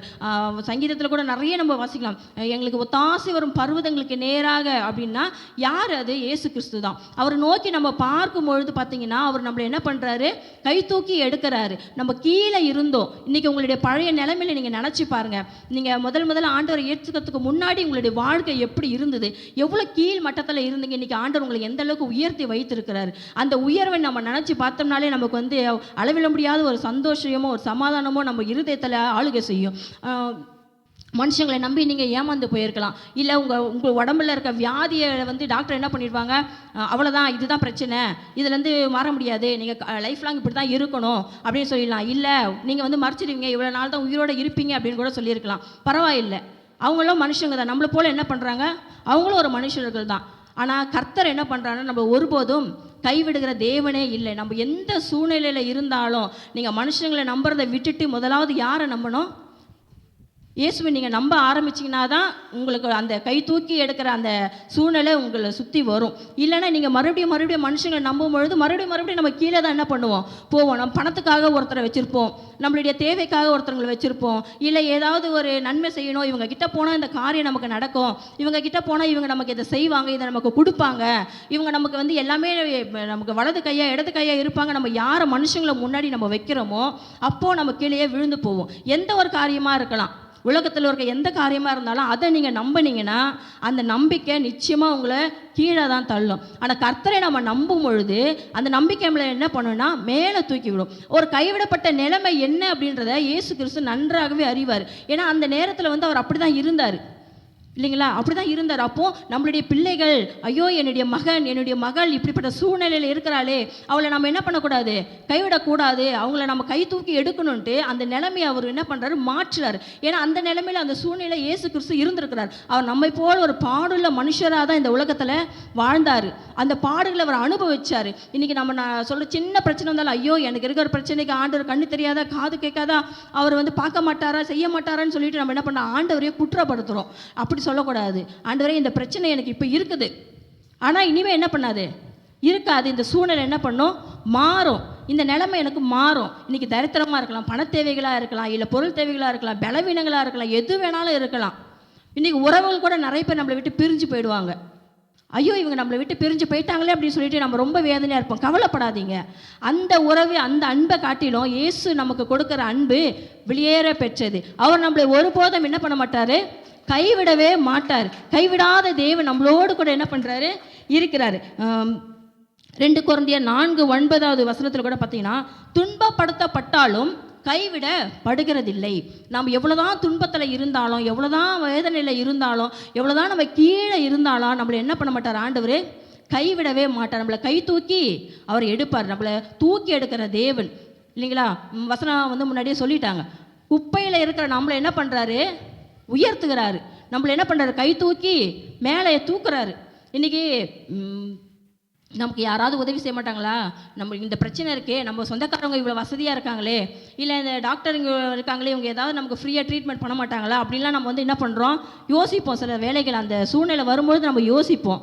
ஆனால் அதையெல்லாம் நம்ம வந்து என்ன பண்ணக்கூடாது, நம்பக்கூடாது. மனுஷங்களை என்ன பண்ணக்கூடாது, நம்பக்கூடாது. மனுஷங்களை நம்பினாலே நம்ம எப்போ என்ன பண்ணுவோம், கீழே தான் போயிடுவோம். அதை கர்த்தரை முதலாவது நம்ம நம்பணும். ஏன்னா அவர் கைவிடப்பட்ட ஒரு நிலைமை, அந்த சூழ்நிலை, அந்த வேதனையை அவர் என்ன பண்ணுவார், அறிவார். அதை அறிந்து அது வந்து உணர்ந்துருக்கிறாரு. அது மத்தியில் இயேசு கிறிஸ்து அந்த 3 மணி நேரம் என்ன பண்ணியிருக்கிறாரு, அவர் அனுபவிச்சிருக்கிறாரு அந்த வழிகளை. அதனால் ஆண்டவருக்கு தெரியும். இன்றைக்கி நம்மளுடைய நிலைமையை பார்த்து நீங்கள் யாரும் கவலைப்படாதீங்க, யாரும் வேதனைப்படாதீங்க. ஆண்டவர் என்ன பண்ணுறார், நம்மளை கை தூக்கி எடுக்கிறவராக இருக்கிறார். 3வது பார்த்தீங்கன்னா, இந்த வார்த்தையை வந்து பார்த்திங்கன்னா ஒரு ஜெபம் தான். என் தேவனே ஏன் என்னை கைவிட்டீர் அப்படின்னு சொல்கிறார். இது வந்து நம்ம வந்து பிரச்சனை மத்தியில் நம்ம என்ன பண்ணுறோன்னா, அதை தான் முக்கியத்துவம் கொடுத்து நம்ம அதையே திரும்ப நம்ம என்ன பண்ணுறோம், பேசுகிறோம். ஆனால் அந்த பிரச்சனையை மாற்றக்கூடியவர் இயேசுன்றதை நம்ம என்ன பண்ணிடுறோம், அந்த சூழ்நிலையில் மறந்துடுறோம்.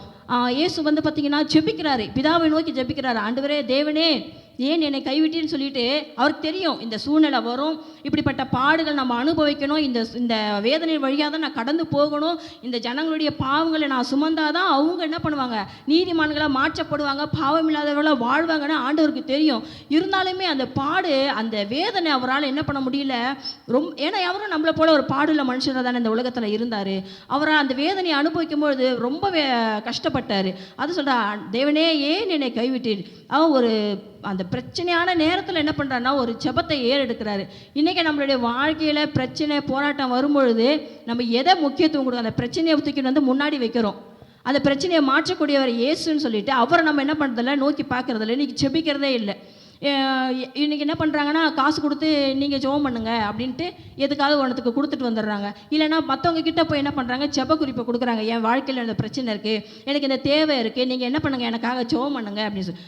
மற்றவங்க ஜெபிக்கிறது இருக்கட்டும், ஆனால் நீங்கள் என்ன பண்ணுறீங்க, உங்களுடைய பிரச்சனைக்காக, உங்களுடைய தேவைக்காக நீங்கள் என்ன பண்ணுறீங்க? இன்றைக்கி கணவர் பட்னியாக இருக்கிறாருன்றதுக்காக மனைவி சாப்பிட்டா கணவருடைய பசி என்ன பண்ணாது, தீராது. ஒரே சரீரமாகவே இருந்தாலுமே கணவருடைய பசிக்கு அவர் தான் சாப்பிடணும், மனைவியுடைய பசிக்கு மனைவி தான் சாப்பிடணும். நான் சாப்பிட்டேன் அதனால் நீ வந்து திருப்தியாக இருப்பேன் அப்படின்னு சொன்னால் யாருமே வந்து ஏற்றுக்கொள்ள முடியாது. அந்த அன்பினால் என்ன பண்ணோம், சரி பரவாயில்லன்னு சொல்லிட்டு ஒரு வேளை விட்டு கொடுத்துடலாம். ஏன்னா ஒரு வேளை சரி பரவாயில்ல, நீ இந்த வேலை இந்த டைமுக்கு நீ சாப்பிட்றேன்னு சொல்லிட்டு நம்ம விட்டு கொடுக்கலாம். ஆனால் காலத்துக்கும் அது வந்து நடக்குமான்னு சொன்னால் அது முடியாத காரியம். ஒரு நாள் இருக்கலாம், ஒரு நாள் என்ன பண்ணலாம், மனைவிக்காக இருக்கலாம், இல்லை கணவருக்காக இருக்கலாம். ஆனால் எல்லா நேரமே என்ன பண்ண முடியாது, இருக்க முடியாது. இயேசு என்ன பண்ணார், ஜெபம் பண்ணார்.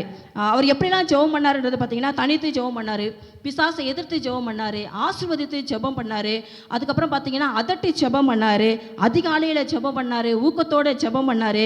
அதே போல் சோதனைக்கு உட்படாதபடிக்கு என்ன பண்ணார், ஜெபம் பண்ணார். இன்னும் நிறைய ஆண்டவர் வந்து நமக்கு முன்மாதிரியாக வைத்து போயிருக்கிறார். அதனால் நம்ம என்ன பண்ணுவோம், எந்த சூழ்நிலையும் நம்ம என்ன பண்ணக்கூடாது, சோர்ந்து போகக்கூடாது. கைவிடப்பட்ட நிலைமை இருக்குதா, பரவாயில்லை, ஆண்டவர் என்ன பண்ணுவார், உங்களை கை தூக்கி மேலே எடுப்பார். இன்றைக்கி இருள் போன்ற பிரச்சனை உங்கள் வாழ்க்கை இருக்குதா, கவலையப்படாதீங்க. தேவன் என்ன பண்ணுறாரு, ஒரு வெளிச்சமாக, இருள் இருக்க ஜனங்கள் பெரிய வெளிச்சத்தை கண்டார்கள்ன்ற வார்த்தையின்படி உங்கள் வாழ்க்கையில் ஒரு பெரிய வெளிச்சமாக என்ன பண்ணுவார், ஆண்டவர் மாற்றுவார். இந்த வார்த்தைகளை ஆசீர்வதிப்பாராக. கரங்களை தட்டி அடுத்து 5வது வார்த்தை. ஹல்லேலூயா. இன்னைக்கு சிலுவையில் பேசின 5வது வார்த்தை நான் பேச போகிறேன். யோவான் 19:28 அதிகாரம். அதன் பின்பு எல்லாம் முடிந்தது என்று இயேசு அறிந்து தேவ வாக்கியம் நிறைவேறத்தக்கதாக தாகமாயிருக்கிறேன் என்றார். தாகமாயிருக்கிறேன், அவர் 5வது வார்த்தையாக பேசிய ஒரு வார்த்தை என்னன்னா, தாகமாயிருக்கிறேன். நீங்கள் எல்லாரும் 2வது மாடி ஏறி வந்திருப்பீங்க. காலையில் வரும்போது தண்ணி குடிச்சிங்களா, தாகம் எடுத்துதா, எல்லாருக்குமே எடுத்துருக்கோம் கண்டிப்பாக, ஏன்னா படி ஏறி வந்தோம். ஸோ இன்றைக்கி பார்த்தீங்கன்னா இந்த தாகத்தை தீர்க்க ஆண்டவர் வந்து யார் ஏற்படுத்தி வைத்திருக்கிறாருன்ற ஒரு தாகம் அவருக்குள்ளே இருந்ததுனால 2 விதமான தாகத்தை பற்றி அவர் பேசியிருப்பார் சிலுவையில். ஒன்று சரீர பிரகாரமான தாகம், இன்னொன்று பார்த்தீங்கன்னா ஆவிக்குரிய தாகம். ஆவிக்குரிய தாகம் என்றால் என்ன, சரீரத்துக்குரிய தாகம் என்றால் என்ன என்றதை நம்ம இப்போ சிம்பிளாக பார்ப்போம். இது பார்த்தீங்கன்னா வேத வாக்கியம் நிறைவேறத்தக்கதாக, அதில் பார்த்தீங்க அதன் பின்பு எல்லாம் முடிந்தது என்று. எல்லாம் முடிந்ததுன்னா எதன் பின்பு எல்லாம் முடித்தார், வேத வாக்கியம் எப்படி நிறைவேறும்னு சொன்னார், எதை குறித்து அவர் தாகமாக இருக்கிறேன் என்று சொன்னாருன்னு பார்த்தீங்கன்னா, சங்கீதத்தில் பார்த்தீங்கன்னா 22வது அதிகாரம் 15வது வசனம் பாருங்க.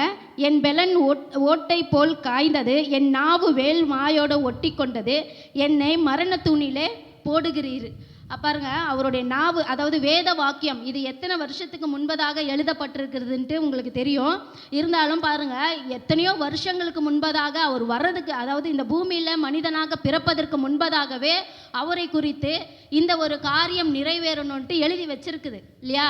அப்போ அதை நிறைவேற்றும்படியாக இதே வந்து 63 வசனத்தில் கூட இதே தான், இந்த வசனத்தை அடிப்படையாக தான் வச்சு வந்திருக்கோம். அப்போ இந்த வேத வசனங்கள் நிறைவேறத்தக்கதாக என்ன பண்ணாரு, அவர் வந்து சிலுவையில் அறையப்படுறாரு, மறிக்கிறாரு. அப்போ அவர் தாகத்தை வந்து தாகமாக இருக்கிறேன்னு அவருடைய தவிப்பை வந்து பேசுகிறாரு. இப்போ தண்ணியை வந்து பார்த்தீங்கன்னா ஒரு அதிகமாக பார்த்தீங்கன்னா ஒரு உவமைகளாக நம்மளுடைய வேதத்தில் இருக்குது. ஃபஸ்ட்டு தண்ணியை வச்சு, ஃபஸ்ட்டு அற்புதமே அவர் தண்ணியை வச்சு தான் பண்ணுறாரு. என்னன்னு பார்த்தீங்கன்னா, எல்லாருக்குமே தெரிஞ்ச ஒரு விஷயம், யோவானில் கானா ஒரு கல்யாணம் நடக்குது. அந்த கல்யாணத்தில் பார்த்தீங்கன்னா அத்தனை ஜனங்களுக்கும் தண்ணீரை என்ன பண்ணுறாங்க, திராட்சை ரசமாக மாற்றுறாரு. ஏன் மாற்றுறாருன்னு பார்த்தீங்கன்னா, அங்கே பற்றாக்குறை, அவங்க பத்தலை. அப்போது ஜனங்களுடைய தேவைகளை தீர்க்க அவரால் மட்டும்தான் முடியும்ன்ட்டு மரியாள் போகிறாங்க. அத்தனை ஜனங்கள் இருக்கிறாங்க, எத்தனையோ பேர் இருக்காங்கல்ல. அப்போ ஏன் எல்லார்கிட்டையும் யார்கிட்டையுமே சொல்லாமல் ஏன் கர்த்தர்கிட்ட வந்து இயேசுக்கிட்ட வந்து மட்டும் ஏன் மரியாள் சொல்லணும்? ஏன்னா ஜனங்களுடைய தாகத்தை தீர்க்க, ஜனங்களுடைய தேவைகளை தீர்க்க, அவர்களுடைய எல்லாவற்றையும் சந்திக்க அவரால் மட்டுமே முடியும் என்பது மரியாளுக்கு தெரிந்திருக்குது. தாயாக இருந்தாலும் தெய்வம் அவர் தானே அறிந்திருக்கிறாங்க. இன்னைக்கு எல்லாரும் மரியாள் தான் தெய்வம் அப்படின்ட்டு இன்னைக்கு மரியாளுக்காக துக்க கஞ்சி காய்ச்சி குடிச்சிட்டு இருக்கிறாங்க. இன்னைக்கு நம்ம சந்தோஷமா வந்து நம்ம இங்கே வந்து உட்காந்துட்டு இருக்கிறோம். அவருடைய வார்த்தைகளை கேட்க, அவரை மகிமைப்படுத்த, அவர் செஞ்சதை நினைவுக்குற நம்ம வந்து இங்கே இருக்கோம். ஆனால் மற்றவங்க இன்னைக்கு அநேக பேர் என்ன பண்ணுறாங்கன்னா, துக்க கஞ்சி காய்ச்சி குடிச்சிட்டு வீட்டில் உட்காந்துட்டு இருக்காங்க அழுதுகிட்டு இல்லையா. அதுக்கப்புறம் பார்த்தீங்கன்னா 2வது பார்த்தீங்கன்னா அதே பார்த்தீங்கன்னா யோவானில் 4வது அதிகாரம் பார்த்தீங்கன்னா சமாரிய பெண்ணு சந்திக்க போகிறாரு. சமாரிய பெண், அந்த பெண்ணை பற்றி எல்லாருக்குமே தெரியும். பாவம் நிறைந்த ஒரு பெண். அந்த பெண்ணுக்கு 5 கணவர்கள் இருக்கிறாங்க. கணவர்னு சொல்ல முடியாது, ஆனால் 5 பேர்கிட்ட வாழ்ந்துட்டு இருக்கிறாங்க. அப்போது அந்த 5 பேர் வந்து அவங்க வாழ்ந்துட்டு இருக்கும்போது அவங்களுக்கு எக்கச்சக்கமான அசிங்கப்படுறாங்க, வேதனைப்படுறாங்க, எல்லாராலையும் நிந்திக்கப்படுறாங்க அந்த பெண்ணு. அப்போ அந்த பெண்ணை குறித்து ஒரு தாகம் ஆண்டவருக்கு ஏற்படுது.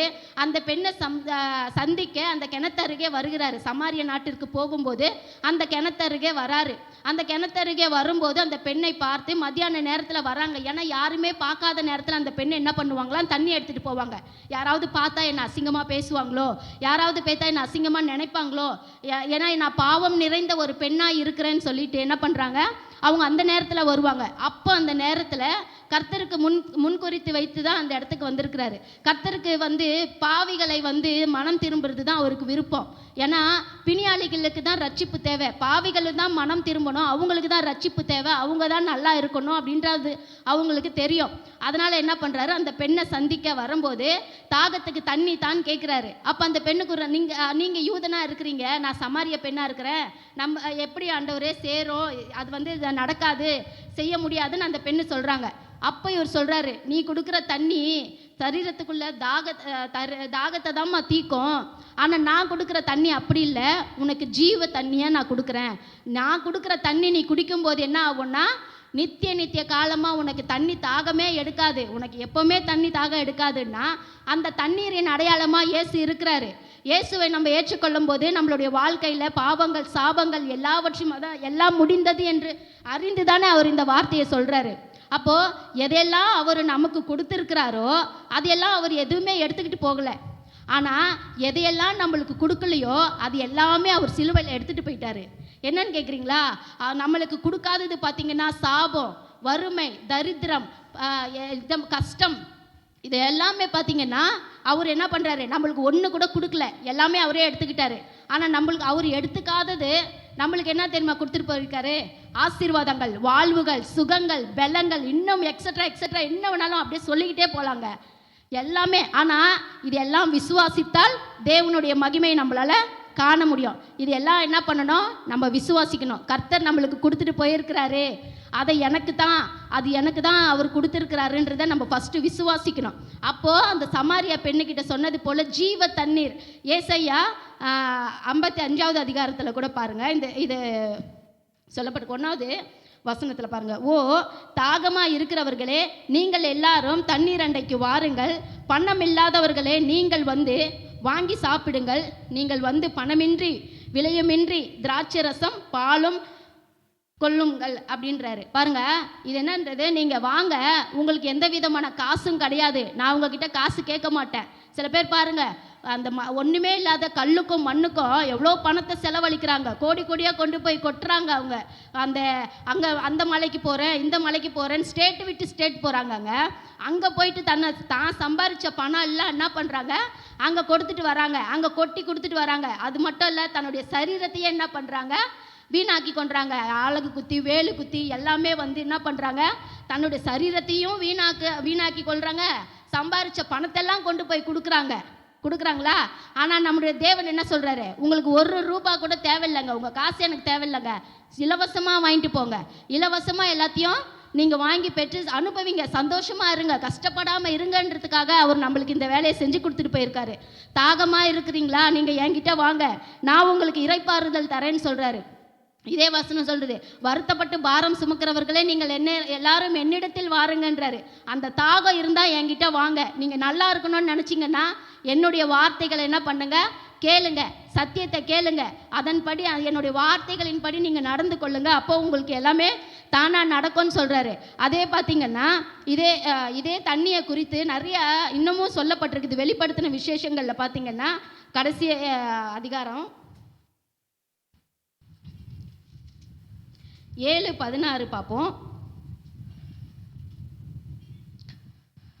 இவர்கள் இனி பசி அடைவதும் இல்லை, இனி தாகம் அடைவதும் இல்லை, வெயிலாவது உஷ்ணமாவது இவர்கள் மேல் படுவதும் இல்லை. ஆமென். பாருங்க, ஆண்டவர்கிட்ட வரும்போது அந்த ஜீவ தண்ணி, அந்த ஜீவ ஊற்றுக்கிட்ட வரும்போது என்ன ஆகுதா, உங்களுக்கு இனி பசியும் எடுக்காது, தாகமும் எடுக்காது. இது எல்லாமே ஆவிக்குரிய சரீரத்திலையும் ஆவிக்குரிய வாழ்க்கையிலையும் தான் ஆண்டவர் நம்ம கிட்ட பேசிட்டு இருக்கிறாரு. சரீர பிரகாரமான ஒன்றையும் அவர் இதை குறித்து பேசவே இல்லை. நீங்கள் என்கிட்ட வரும்போது உங்களுடைய வாழ்க்கையில் உங்களுடைய என்ன கஷ்டங்கள் இருக்கோ அது எல்லாம் என்ன பண்ணுறாரு, இதையெல்லாம் நிவர்த்தி ஆக்கிறதுக்கு தான் அவர் என்கிட்ட வாங்க, உங்களுக்கு வெயிலும் படாது, என்ன உஷ்ணமும் படாது, உங்களுக்கு தாகமும் எடுக்காது, உங்களுக்கு பசியும் எடுக்காதுன்றாரு. அப்போ ஜீவ தண்ணீர், அந்த ஜீவ தண்ணீர் இயேசுவா இருக்கிறாரு. அந்த சமாரியா பெண் அண்டைக்கிட்ட போகிற அந்த கிணறும் இயேசுவா தான் காணப்படுறாரு. ஏன்னா அந்த கிணத்துலேருந்து எடுக்கிற ஜீவ தண்ணீர் எப்படி இருக்குது, தாகமே எடுக்காத ஒரு ஜீவ ஊற்றாய் நம்மளுடைய தேவன் நம்மை குறித்து காணப்படுறாரு. அதே வெளிப்படுத்தின விசேஷம் பாருங்க, 22:17 லாஸ்ட்டு ஒரு எச்சரிக்கையான ஒரு வசனமாக இது இருக்கிறது. ஆண்டவர் எச்சரிக்கிறாரு, சபைகளுக்கும் சபை ஜனங்களுக்கும் ரட்சிக்கப்படாத ஜனங்களுக்கும் என்ன பண்ணுறாரு, எச்சரிப்பு கொடுக்குறாரு. ஆவியும் மனவாட்டியும் வா என்கிறார்கள், கேட்கிறவனும் வா என்பானாக. தாகமாய் இருக்கிறவன் வரக்கடவன், விருப்பமுள்ளவன் ஜீவ தண்ணீரை இலவசமாய் வாங்கி கொள்ள கடவன். எப்படி சொல்கிறாரு, இலவசமாய். அதில் ஃபஸ்ட்டு பாருங்கள், ஆவியும் மனவாட்டியும் வா என்கிறார்கள். இந்த மனவாட்டின்றது சபையை குறிக்கிறது. சபை ரட்சிக்கப்படாத ஜனங்களுக்கு சத்தியத்தை அறிவிக்க கூப்பிடுறாங்களா? இயேசுவை ஏற்றுக்கொள்ளுங்கள் என்று அநேக பேர்களுக்கு சொல்கிறாங்க. இதே பாருங்கள், கேட்கிறவனும் வா என்கிறான். நம்ம வசனத்தை கேட்குறோம், சத்தியத்தை கேட்குறோம். சத்தியத்தை கேட்டு நமக்கு ரட்சிக்கப்படாத ஜனங்களுக்கிட்ட போகிறோம். அவங்கக்கிட்ட போய் நம்ம என்ன சொல்கிறோன்னா, இயேசுவை ஏற்றுக்கொள்ளுங்க, உங்களுக்கு எல்லா வித நன்மைகளும் கிடைக்கும்ட்டு பலமுறை சொல்கிறோம். ஆனால் எல்லாரும் கேட்குறாங்களா? யாரும் கேட்குறதில்ல. ஒரு சிலர் என்ன பண்ணுறாங்க, கேட்குறாங்க, ஒரு சிலர் கேட்க மாட்டாங்க. இதே பார்த்திங்கன்னா இதில் ஒரு லூக்கா 16வது அதிகாரத்தில் ஒரு சம்பவம் நடக்குது. சுருக்கமாக சொல்லிடுறேன். பணக்காரன் ஒருத்தர் இருந்தார், ஏழை லாசருன்னு ஒருத்தர் இருக்கிறாரு. அந்த பணக்காரர் என்ன பண்ணுறாரு, தன்னுடைய இஷ்டத்துக்கு வாழ்கிறாரு. உடுத்துகிற உடை, சாப்பிட்ற சாப்பாடு, எந்த குறையும் இல்லாமல் சந்தோஷமாக சுகமாக, அதாவது சரீரத்தில் இந்த பூமியில் என்ன பண்ணுறாரு, அவ்வளோ அழகாக வாழ்கிறாரு. அதே ஏழை லாசரு பாருங்க, அவருடைய வீட்டு வாசலில் உட்காந்துட்டு இருக்கிறாரு. அவர் சாப்பிட்டு கீழே போடுவார் பார்த்தீங்களா, கீழே சிந்தம் இல்லை, நம்ம சாப்பிடும்போது கீழே சிந்தம் பாருங்கள். அந்த சாப்பாடு சாப்பிட்டு அவர் உயிர் வாழ்ந்தார். அந்த ஏழை லாசரு பிச்சைக்காரன் சொல்லலாம் நம்மளுடைய பாஷையில். பிச்சைக்காரன் என்ன பண்ணுறாரு, அவர் சாப்பிட்டு மீதி கீழே போடுற சாப்பாடை எடுத்து சாப்பிட்டு உயிர் வாழ்ந்தார். ஒரு நாள் என்ன பண்ணுறாரு, 2 பேருமே மறிக்கிறாங்க. அதாவது பூமியில் வாழ்கிறவங்க எல்லாருமே ஒரு நாள் மறித்து தானே ஆகணும். அதுக்கப்புறமா மறிக்கிறாங்க. அந்த ஏழை லாசரு பார்த்தீங்கன்னா ஆபிரகாம் மடியில் போகிறாரு. இவர் பாதாளத்தில் போகிறாரு. இவர் இங்கேருந்து பார்க்குறாரு, ஆபிரகாம் மடியில் லாசரு இருக்கிறாரு. லாசரு அப்போ ஆபிரகாம் கிட்ட சொல்கிறாரு, என் தகப்பனாகிய ஆபிரகாமே, அவனை என்கிட்ட அனுப்புங்க அப்படின்னு சொல்கிறாரு. அவனை என்ன பண்ணுறேன், நான் இங்கே கஷ்டத்தில் இருக்கிறேன், அவருடைய விரல் நுனி, அதாவது அவருடைய விரலில் தண்ணியில் நினச்சி அந்த விரல் நுனியில் இருக்கிற தண்ணீரை என் நாக்கில் என் வாயிலையும் கொடுங்க, நான் தவிக்கிறேன் தாகத்துக்கு, நான் என் தாகம் அடையில, நான் இங்கே நெருப்பில் சாகுறேன் அப்படின்னு சொல்லிட்டு கேட்குறாரு. அப்போ தகப்பன் சொல்வார், அதெல்லாம் முடியாது, உனக்கும் எனக்கும் பிளவு ஆண்டவர் ஏற்படுத்தி வச்சிருக்கிறாரு. நான் சுருக்கமாக சொல்லிடுறேன், ஏற்படுத்தி வச்சிருக்கிறாருன்னு சொல்கிறாரு. அப்போ அந்த பணக்காரன் சொல்கிறாரு, அப்போனா அவனை பூமிக்கு அனுப்புங்க, இன்னும் என் சகோதரர்கள் இருக்காங்க, இன்னும் எனக்கு தெரிஞ்சவங்க இருக்காங்க, அவங்களுக்கெல்லாம் சத்தியத்தை பற்றி தெரிவிக்கணும், இயேசுவை பற்றி அவனை தெரிவிக்கணும், அப்போ அவங்கெல்லாம் ரட்சிக்கப்படட்டும், என்னை போல இருக்கிறாங்க இன்னொன்று கேட்குறாரு.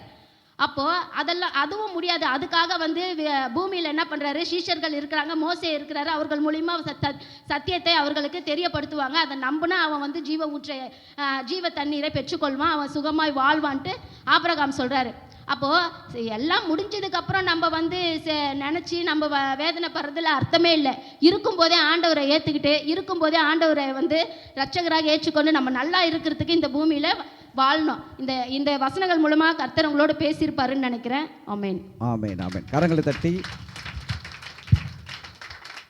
அடுத்து 6வது வார்த்தை பிரதர் வின்சென்ட் அவர்கள் பேசுவாங்க. கரங்களை தட்டுவோம்.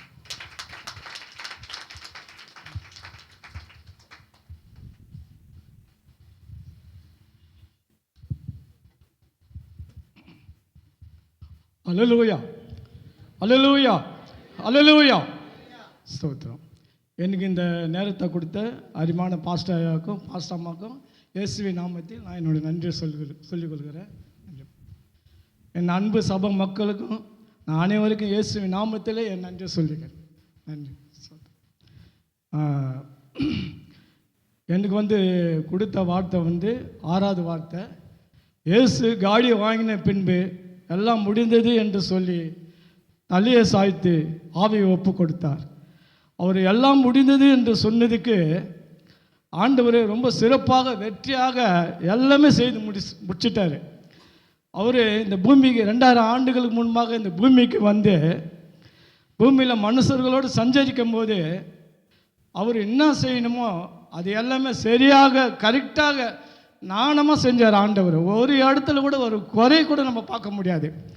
அதாவது அவர் 30 வயசு வரைக்கும் அவர் ஊழியமே செய்யலை. 30 வயசு வரைக்கும் அவர் தாய் தகப்பன் கூட இருந்து தாய் தகப்பனை கனம் பண்ணார் அவர். அதாவது மோசேக்கு ஆண்டவர் கொடுத்த 10 கட்டளையில் ஒரு கட்டளை ரொம்ப ரொம்ப அரிமான கட்டளை, உன் தாயும் உன் தகப்பனையும் நீ கனம் பண்ணுவாங்க, உன் ஆயுசு நாட்கள் நீடித்து இருக்க என்று ஆண்டவர் சொல்லியிருக்காரு. அதேமாரி அவர் 30 வயசு வரைக்கும் அவர் தாய் தகப்பன் கூட இருந்து தாய் தகப்பனுக்கு அவர் என்னென்ன செய்யணுமோ அதெல்லாம் கரெக்டாக செஞ்சாருங்க. ஆண்டவர் தச்ச வேலை செஞ்சாருங்க. அவங்க தகப்பன் கூட இருந்து தச்ச வேலை செய்வாருங்க. ஆண்டவர் கார்பெண்டரு. ஆண்டவர் பார்க்குறதுக்கு அவ்வளோ அழகாக இருப்பாருங்க. நல்ல ஹைட்டு, நல்ல உடம்பு ஸ்ட்ராங்கு, நல்லா சுறுசுறுப்பு ஆண்டவருக்கு. ஆண்டவர் வந்து நல்லா சுறுசுறுப்பாக இருப்பாருங்க ஆண்டவர். அவர் சோர்ந்து போனாருன்னு சொல்லி நம்ம எந்த இடத்துலையுமே நம்ம ஆண்டவரை பார்க்க முடியாது. ஏன்னா ஆண்டவர் வந்து அவ்வளோ நல்லா ஒரு சுறுசுறுப்பாக ஆண்டவர் எல்லா காரியங்களும் செய்வாங்க. அவர் 30 வயசு வரைக்கும் தாய் தாப்பன் கூட இருந்து அவர் தச்ச வேலை செஞ்சு அதை முடிச்சுட்டு அதுக்கப்புறம் அவர் 30 வயசுக்கு ஆண்டவர் ஞானஸ்தானம் எடுத்தாருங்க. யோவான் ஸ்நானங்க கிட்ட போய் ஞானஸ்தானம் எடுத்த பிறகு பரிசுத்த ஆவியானவர் அவர் மேலே வந்து அமர்ந்தாருங்க. அவர் அமர்ந்த பரிசுத்த ஆவியானவர் வந்து ஆண்டவர் மேலே அமர்ந்த பிறகு தான் ஆண்டவர் ஊழியமே செய்ய ஆரம்பித்தாருங்க. அதுக்கப்புறம் ஆண்டவர் அவர் சும்மாவே இருக்கல. அதுக்கப்புறம் வந்து அவர் ஊழியம் செய்ய ஆரம்பித்தார். ஊழியம் வந்து அவர் ஆரம்பத்தில் தொடங்கி கடித்து முடிக்கிற வரைக்கும் அவர் ரொம்ப அருமையாக ஊழியம் செஞ்சாங்க. அதை நம்ம பார்த்தாவே போதும், நம்மளால் சும்மாவே இருக்க முடியாது. அவர் எங்கெல்லாம் அவர் தேடி போனாரோ அங்கெல்லாம் ஜனங்க, திரளான ஜனங்கள் அவரை பின் சென்றே வந்தாங்க. அவர் எல்லா ஜனங்களுக்கும் அவர் நன்மை செஞ்சார், சுகம் கொடுத்தாரு, அவர் வந்து பலன் கொடுத்தாரு, ஆரோக்கியத்தை கொடுத்தாரு, அநேக கட்டப்பட்டிருந்த மக்களை கட்டுகளிலிருந்து விடுவித்தார், பிசாசு இருந்த மக்களை விடுவித்தார், பில்லி சூனியத்தில் அகப்பட்டு கொண்டிருக்கிற மக்களை விடுவித்தார், மரித்தவர்களை உயிரோடு எழுப்பினார். எங்கெல்லாம் குறைவு காணப்பட்டதோ அந்த குறைவெல்லாம் என் தேவனாக கர்த்தர் நிறைவாக மாற்றினார். எங்கெல்லாம் ஆசீர்வாதம் இல்லையோ, வறுமை, தரித்திரம், கஷ்டம், கவலை, கண்ணீர் இப்படிங்கிற மக்களுக்கு அவர் அந்த தரித்திரம், அந்த வறுமை, அந்த கஷ்டம், கண்ணீர், கவலையெல்லாம் அவர் விலக்கி விட்டு மக்களை ஆசீர்வதித்தார். அவர் போன இடம்லாம் ஆசீர்வாதம் தான், அவர் கால் வச்ச இடம்லாம் நன்மை தான், அவர் சென்ற இடம்லாம் ஆரோக்கியத்தான், சுகம்தான், பலன்தான், நிறைவுத்தான். நிறைவானதை கர்த்தர் செய்தார், ஆசீர்வாதமாக நடத்தினார் ஆண்டவர். இப்படி ஆண்டவர் எல்லா காரியங்களும் வந்து நல்லா கருத்தாக, நாணமாக, சுறுசுறுப்பாக, உற்சாகமாக ஆண்டவர் செய்து முடித்தாருங்க. எல்லாமே ஆண்டவர் செய்து முடிச்சுட்டு லாஸ்ட்டில் கூட பாருங்கள், அந்த கல்வாரி சிலுவையில் அவர் அந்த மரணம் தருவாயில் இருக்கும்போது கூட பாருங்கள், அருமையான கல்லர் ஒருத்தர் கேட்குறான், ஆண்டவரே என்று என்னை ஆண்டவரே என்று ஆண்டவரே அந்த வசந்த சொல்லி கேட்குறான். அந்த வசனம் எனக்கு சரியாக வரலங்க. அந்த வசந்த சொல்லி கேட்குறான், ஆண்டவரே என்னை ஏற்றுக்கப்பான்னு கேட்குறான். அப்போ ஆண்டவர் என்ன சொல்கிறாரு, இன்றுடன் நீ என்னுடனே பரதேசில் இருப்பாய் என்று ஆண்டவர் சொல்கிறாரு. பாருங்கள், கடிச்சி டைமில் கூட ஆண்டவர் அவனை ஏற்றுக்கிறாருங்க. அவன் மனம் திரும்பிட்டான், அவனை ஏற்றுக்கிறாருங்க. ஆண்டவர் வந்து யாரையுமே ஆண்டவர் ஆனான்னு புறம்ப தள்ளலை. அதேமாரி பாருங்கள், அவரை மறுதளித்த பேதுருவை ஏற்றுக்கினாப்பல, காட்டி கொடுத்த யூதாசை கூட சின்னகதனே என்று ஏற்றுக்கொண்டாருங்க. இப்படி ஆண்டவர் வந்து எல்லா காரியங்களும் ஆண்டவர் வந்து நல்லபடியாக செய்து முடித்தாருங்க. பாருங்கள், கடிச்ச டைமில் அந்த சிலையை சுமந்து கொண்டு போகும்போது கூட பாருங்கள், ஆண்டவர் திரும்பி அவங்க தாயை பார்க்குறாரு, மரியாதை பார்க்குறாருங்க. மரியாதை பார்த்து அப்போ கூட அவருக்கு அவங்க தாயை வெறுமையாக விட்டுட்டு போகிறதுக்கு அவருக்கு மனசு இல்லைங்க அவருக்கு. அப்போ கூட பாருங்கள், ஆண்டவர் அவருக்கு அன்பாகிற சீசனை பார்த்து, தாய் அது உன் மகன், மகனே அது உன் தாய் அப்படின்னு தான் ஆண்டவர் சொல்கிறாருங்க. அந்த சமயத்தில் கூட அவர் தாயை கனப்படுத்துகிறாருங்க, தகப்பனை கனப்படுத்துகிறாங்க. இப்படி ஆண்டவர் ஒவ்வொன்றும் கரெக்டாக செய்து முடித்தாருங்க. செய்து முடிச்சுட்டு லாஸ்ட்டில் ஆண்டவர் கசுப்பான காடியை அந்த சிலுவையில், அந்த மரண தருவாயில் சிலுவையில் ஆண்டவர் இருக்கும்போது அந்த கசுப்பான காடியை வாங்குறாருங்க.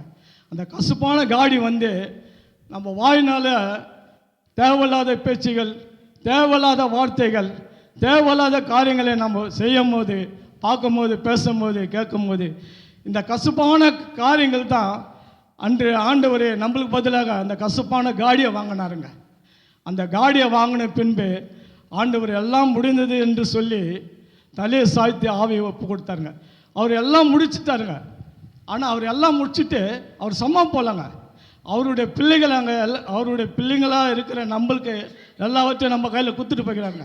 நான் செய்துட்டேன், மீதி இருக்கிறத நீங்கள் செய்யுங்க, புறப்பட்டு போங்க, புறப்பட்டு போய் சகல ஜனங்களையும் சீசராக்கி பிதா குமாரன் பரிசுத்த ஆவினால ஞானஸ்நானம் கொடுங்கள் அப்படின்னு ஆண்டவர் சொல்லிட்டு எல்லாமே நம்ம கையில் ஒப்பு கொடுத்துட்டு ஆண்டவர் போய்க்கிறாருங்க. அது ஒரு காலம் நம்ம மறுக்கக்கூடாது. ஆண்டவர் சொல்கிறாரு, நான் மறித்தேன், இதான் சதா காலங்களிலும் நான் உங்களோடு இருக்கிறேன் என்று ஆண்டவர் சொல்லியிருக்கிறாருங்க. அது நம்ம ஒரு காலம் மறுக்கக்கூடாது. ஆண்டவர் அவர் என்னன்னா எல்லாம் செய்து முடிச்சுட்டு மீதி நம்ம அவருடைய பிள்ளைங்களாக இருக்கிற நம்ம கையில் அவர் நம்ம குத்துட்டு போய்கிறாரு. அதை நம்ம தொடர்ந்து செய்யணும். நம்ம அப்படி செய்கிறோமா? நம்மளே நம்ம கொஞ்சம் யோசித்து பார்ப்போம். நம்மளுக்கு ஆண்டவர் எதுக்கு நன்மை செய்திருக்கிறாரு? எதுக்கு நம்மளுக்கு ஆண்டவர் ஆசீர்வாதத்தை கொடுத்துருக்கிறாரு? நம்மளை எதுக்கு ஆண்டவர் நல்லா வச்சுருக்காருங்க? அது கொஞ்ச நேரம் நம்ம யோசனை பண்ணி பார்ப்போம். நம்ம நல்லா இருக்கணும்னு தான் ஆண்டவருடைய சித்தமே.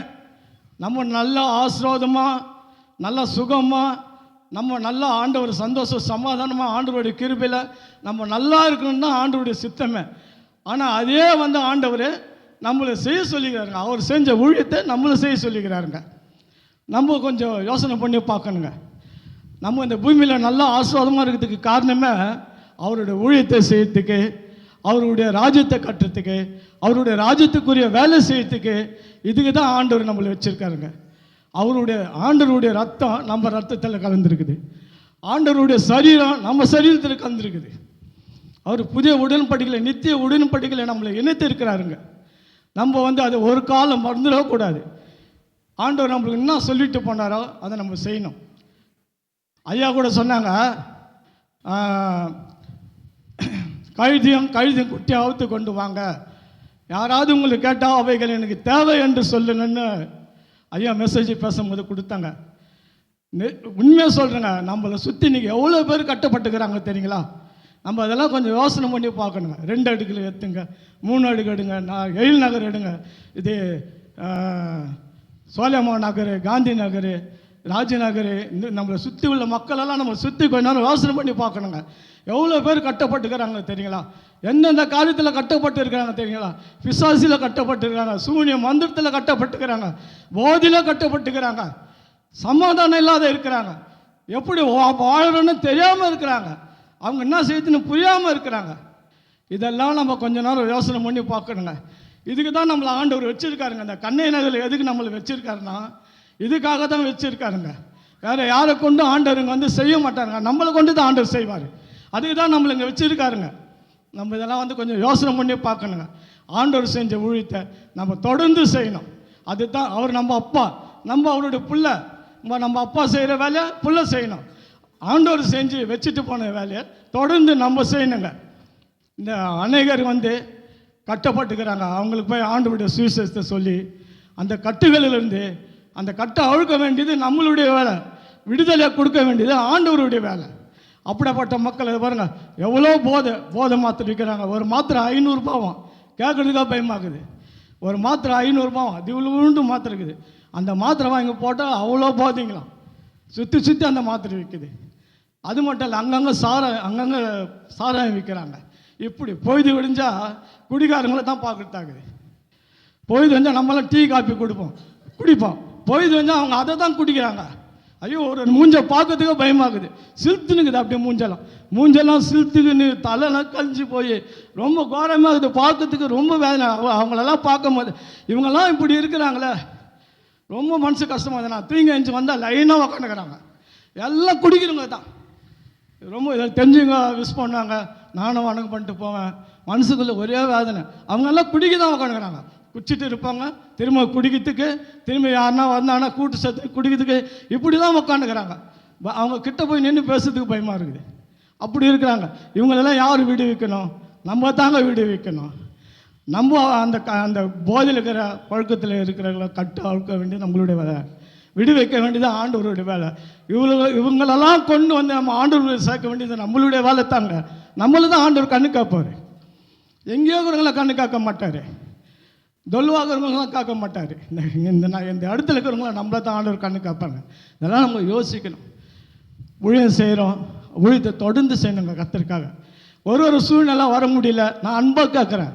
நான் யாரும் நான் வருத்தப்பட முடியும் நான் பேசலை, அன்பாக காக்கிறேன். நான் எல்லாமே நீங்கள் ஆண்டவருடைய சகோதரன் சகோதரிகள், நானும் ஆண்டவருடைய சகோதரன். எல்லாமே நம்ம ஒரு சபையில் எல்லாமே நம்ம அன்பாக இருக்கிறோம், அன்பாக காக்கிறேன். இதெல்லாம் நம்ம தான் செய்யணுங்க. நம்ம ஊழியத்துக்கு வர முடியல சூழ்நிலை, அன்பாக சொல்கிறேங்க நான். வர முடியல சூழ்நிலை அதுடைய வேறு, அதை பற்றி ஒன்றும் இல்லை. ஆனால் வரும்போது நம்ம எல்லாமே கலந்துக்கணும். கலந்து இந்த மக்களை விடுவிக்கணுங்க. நம்ம இது விடுவித்தாங்க. ஆண்டவருக்கு நம்ம காசு பண்ணோம் பெருசே கிடையாதுங்க. காசு பணம் அவர் பெருசே கிடையாது. ஒரு ஆத்மா ரட்சிக்கப்படுத்தி தாங்க அவருக்கு பெருசு.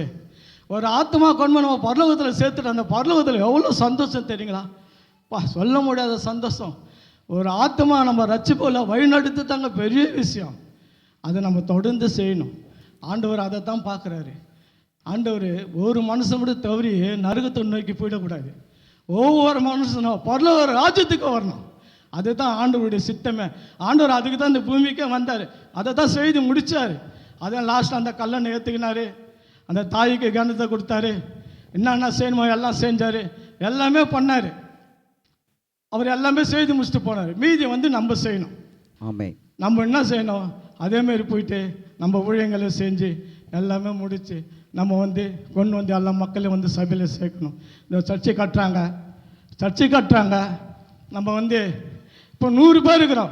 இதே 100 பேர் கட்சி வரைக்கும் இருந்தால் போதுங்களா? அன்பாக கேட்குறேன் நான். இந்த 100 200 ஆகணும், 200 300 ஆகணும், 300 400 ஆகணும், 500 ஆகணும். இப்படியே பெருகணுங்க. நம்ம சபை ஆசீர்வதிக்கப்பட நம்ம ஆசீர்வதிக்கப்படுவோங்க. நம்ம உயர்த்தப்படுவோம். நம்ம நல்ல உயர்வை காணுவோம். நம்ம சபை எந்த அளவுக்கு உயர்ந்து நிற்குதோ அந்த அளவுக்கு நம்ம குடும்பம் உயர்ந்து நிற்கும். இதெல்லாம் உண்மையாக ஒரு அனுபவப்பட்டுக்கிறேன். இதெல்லாம் நான் கண்ணால் பார்த்துருக்கிறேன். அதனால தான் நான் உங்களுக்கு அன்பாக சொல்கிறேங்க. நான் இந்த வார்த்தை கொடுத்த கர்த்தருக்கு ஸ்தோத்திரம். கர்த்தருடைய நாமம் மகிமைப்படுவதாக. ஆமாம். கடைசி வார்த்தை, 7வது வார்த்தை.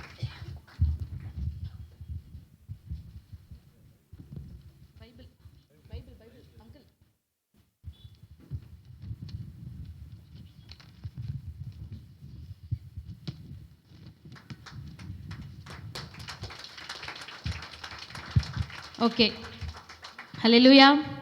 இன்றைய நாளில் இயேசு கடைசியாக பேசின வார்த்தையை நம்ம பார்க்கலாம். கடைசியாக பேசின வார்த்தைக்கு ஆதாரமான வசனமாக நாம் லூக்கா 23வது அதிகாரம் 46வது வசனத்தை தான் நம்ம பார்க்க போகிறோம். என்ன இருக்குன்னா அதில் இயேசு, பிதாவே உம்முடைய கைகளில் என் ஆவியை ஒப்புவிக்கிறேன் என்று மகா சத்தமாய் கூப்பிட்டு சொன்னார். இப்படி சொல்லி ஜீவனை விட்டார். ஏசு என்ன பண்ணுறார்? இந்த இதே சம்பவம் பைபிளில் மத்தேயு 27:50 இருக்குது, மார்க் 15வது அதிகாரம் 37 இருக்குது, யோவான் 19வது அதிகாரம் 30வது வசனத்துலேயும் இருக்குது. ஆனால் இந்த 3 வசனத்துலேயும் மகா சத்தமாய் கூப்பிட்டு ஜீவனை விட்டார் அப்படின்னு தான் இருக்குது. ஆனால் லூக்கா மட்டும் எதை நோட் பண்ணியிருக்காரு பாருங்கள். அவர் என்ன சொல்லியிருக்காருன்னு நோட் பண்ணியிருக்காரு. அதனால் லூக்கா எழுதியிருக்காரு, பிதாவே உம்முடைய கைகளில் என் ஆவியை ஒப்புவிக்கிறேன் அப்படின்னு சொல்லியிருக்காரு. அப்போ கடைசியாக ஏசப்பா என்ன பண்ணியிருக்காரு? சிலுவையில் எல்லாவற்றையும் செய்து முடித்து ஒப்படைச்சிருக்காரு. எப்பவுமே நம்ம ஒப்படைத்தல்னா என்ன, ஒப்புவித்தல்னா என்னன்றது பார்க்கும் பொழுது அதோட மீனிங்கை நம்ம பார்க்கலாம். ஃபஸ்ட்டு ஒப்பு கொடுத்தல்னா 2 காரியம் வருது. ஒன்று ஒப்படைத்தல்னு வருது, இன்னொன்று ஒப்புவித்தல்னு வருது. ரெண்டுமே ஒரே அர்த்தம் தான். ஆனால் யூஸ் பண்ணுற தருணங்களும் யூஸ் பண்ணப்படுற கான்டெக்ஸ்ட்டும் வேறுபடுது. என்னன்னு நம்ம அதை பார்க்கலாம்.